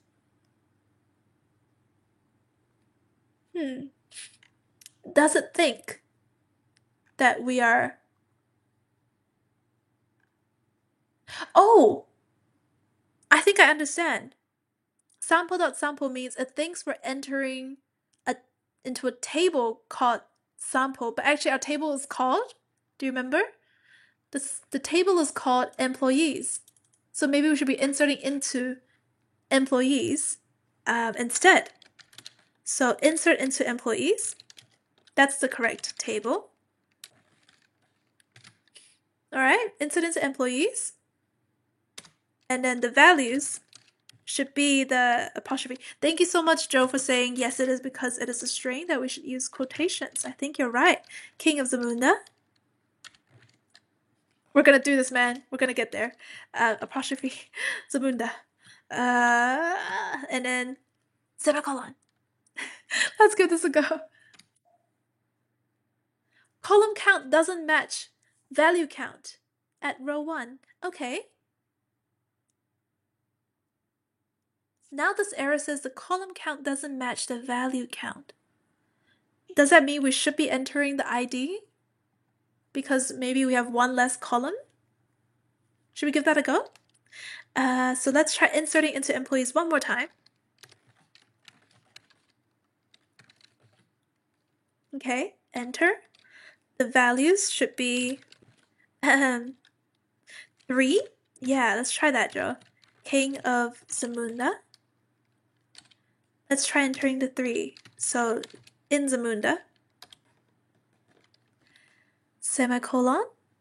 What do we think, guys? Let's press enter. Query okay. 1 row affected. Shall we try querying our database now and seeing what's going to happen? Select all from employees. What do we see now? Oh, we should be using a semicolon.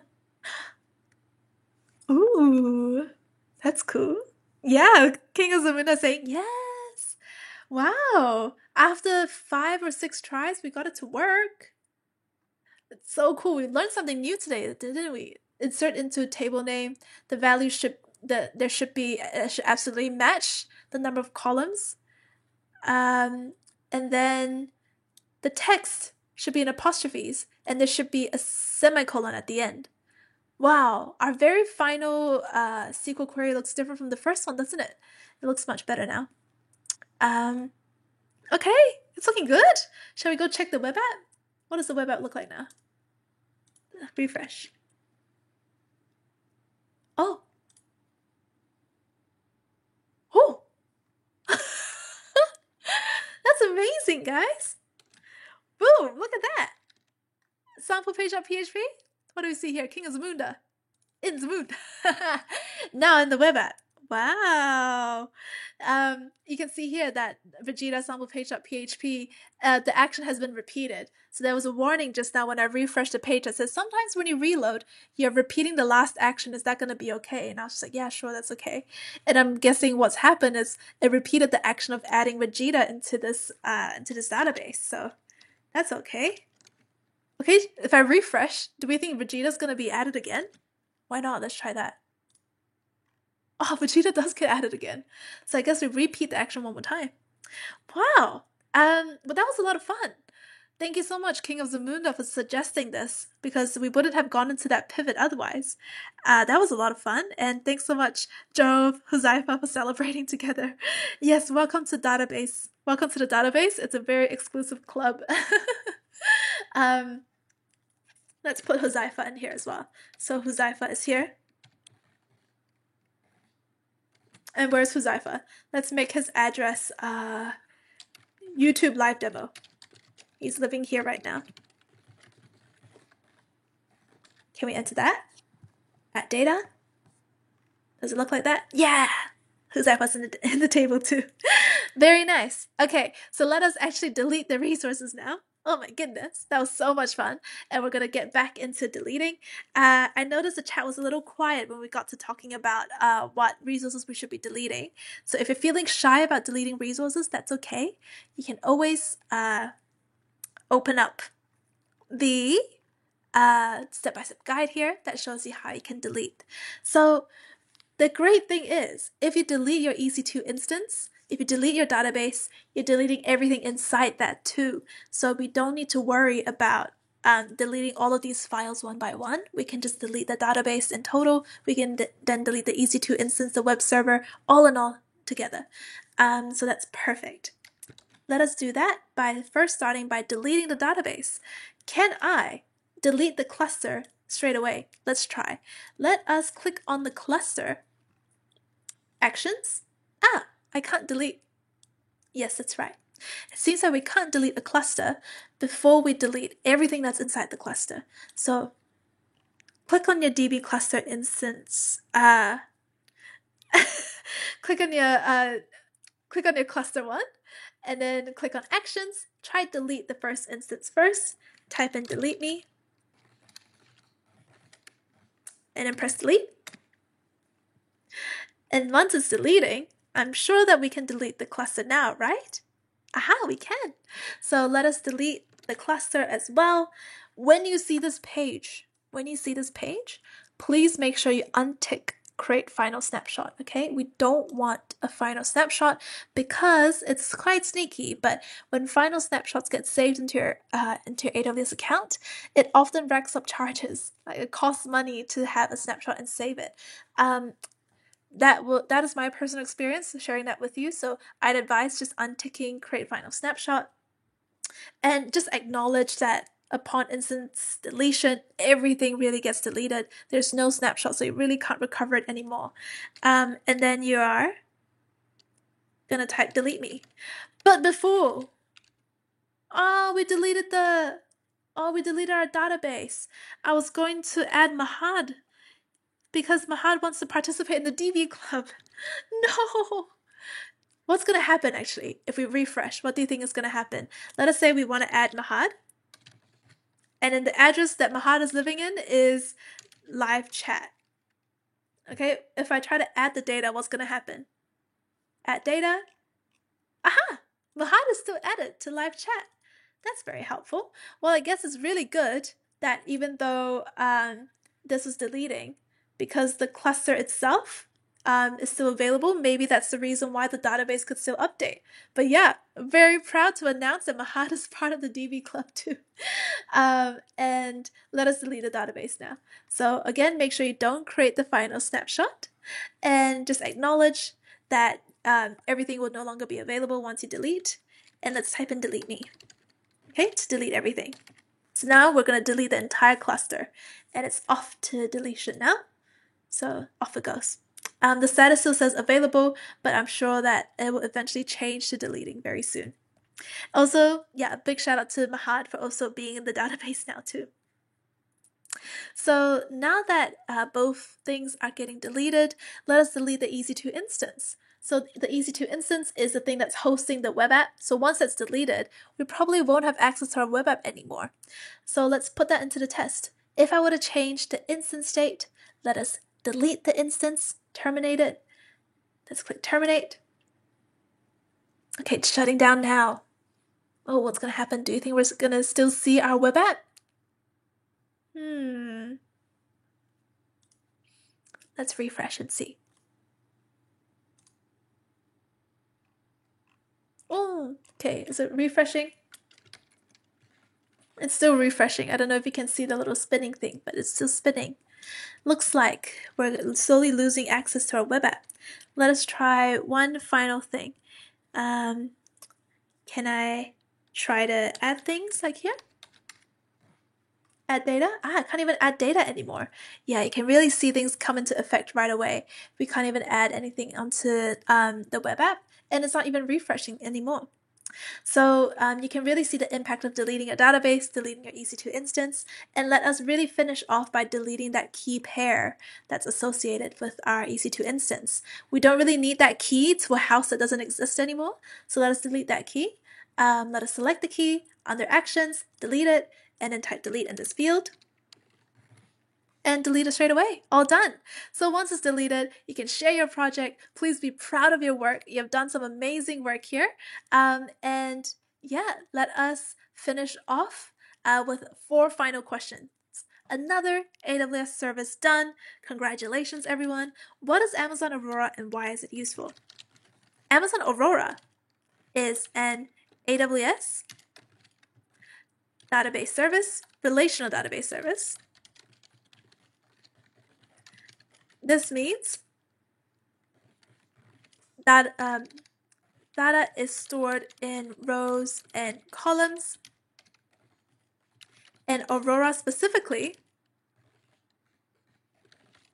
is great at handling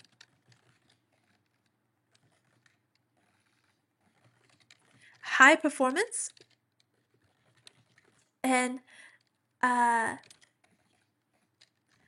volume of data use cases. All right, that is what Aurora is great for. How did you use Amazon Aurora in today's project? We used Amazon Aurora to connect to a web app. This means we could enter data through our browser, loading the web app, and see updates in the backend Aurora database. What is one thing you didn't expect in this project? I think we had a really good time. We didn't expect that updating the database manually in the backend would instantly would still update the table in the front end, i.e. the table that our web app was displaying. That was a lot of fun. A big shout out again to King of the Moon for suggesting that. So how much time did this project take you? Oh my goodness. This project took us, oopsie daisies, 2.5 hours to complete. With lots of time for, including lots of time for demos, discussions, and good vibes.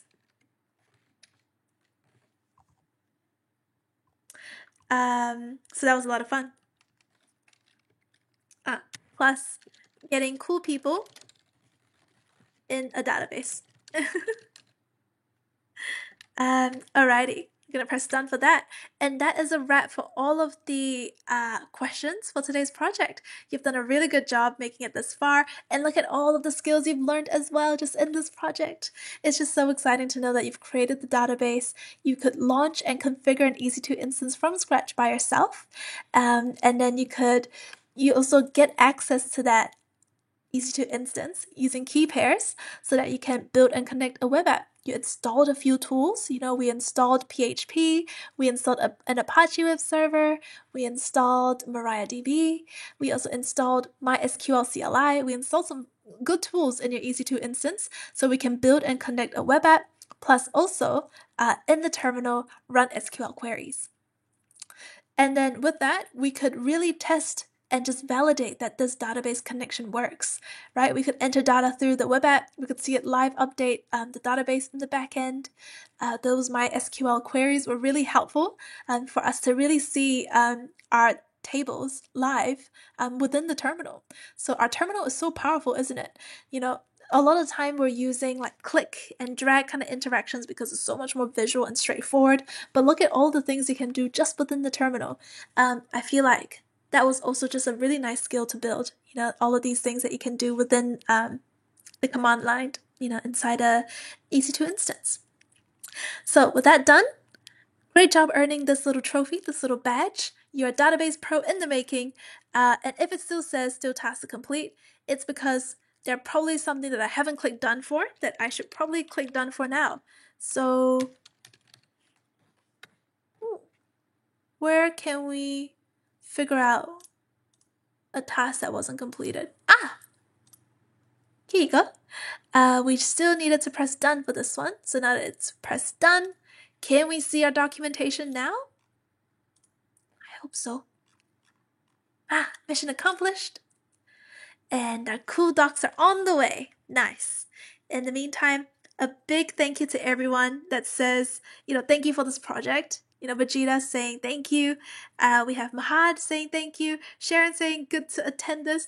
Wow, thanks, Sharon. Thank you so much for the nice comment, and thanks so much for being here. So let's view our documentation and look at that. Look at that. Look at that beauty. Look at all of your work now collated into one amazing PDF document that shows you all of your screenshots and all of the answers to the questions that we've asked today. So it is a great thing to download and to share onto LinkedIn. So let's download this PDF. Okay, we're going to call it YouTube live demo of this project. And now that we've downloaded it, we can even share it on LinkedIn. So let's click on that beautiful share on LinkedIn button. Yeah, and it should take us to here. Wow, look at this. There's a whole a LinkedIn post already pre-filled with what you can say about this project. So here's how I connected a web app with Aurora. You know, you spun up an Aurora MySQL database from scratch. You've done a lot of amazing things here that you've written. And then for a full detailed guide and to apply these steps in your AWS setup, check out my documentation below. So you can even show people as someone that has finished a project how they can do theirs as well. So add a document, and highly recommend that you click on the downloads folder so you can find your documentation. All right, and open that. Give it a title. This is something that other people can see. So if you really want to be professional on LinkedIn, let's give a descriptive title that's nice and professional. We can even just copy whatever this PDF name was. Let's just put that in here. Oh, we have to limit it to 58 characters. That's okay. All right, so when you click done, you're almost done. Before you click post, make sure to double check that this @nextwork is a tag. So you can double click on it, or you can add that @ in front and just tag here. The moment you tag Nextwork, you're exposing your post to so many more people that are following Nextwork, so we can all like and comment and share it. It means a lot to us when you add a little tag to Nextwork, so please give that a go. And yeah, happy posting, happy sharing on LinkedIn is a really great way to kind of close the loop on your experience by showing people what you've done, really making progress in public as well. Makes a big difference. Alrighty, everyone, that is a wrap for today's project. What a whole journey it was. It's been so much fun. And it honestly would not have been the same without everyone in the chat just adding so much to the vibes as well.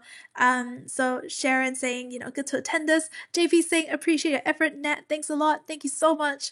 Godwood giving us his trophy in the chat. Huzaifa says, I hope I'll be able to do projects, which I will get from Upwork after completing your all AWS videos. Ooh, that's a very cool idea. Let us know how that goes. Keep us updated, Huzaifa. I'd love to see where that journey takes you. In the meantime, we'll see you in the next project. We've done some work with relational databases. In the next project, we're going to go into non-relational databases by working with DynamoDB. So get excited, get hyped. It's a very, very fun project to do. And we'll see you in the next one. We'll be ending the live stream now. It's always so sad to end the live stream because it's almost like I'm not ready to say bye yet. But I also know we'll get to see it, catch up again next week. Yeah, shout out to everyone. And I hope you have a nice week in the meantime. Thank you, Joe, for saying thanks, Nat, for always gifting us with your great energy. I feel like I'm the one getting the gift, really, by being here and by catching up with everyone in the chat. So thank you. All right, without further ado, we'll see you in the next project, yeah? Bye-bye. See ya. Thank you so much for today. And a big shout out to everyone in the chat.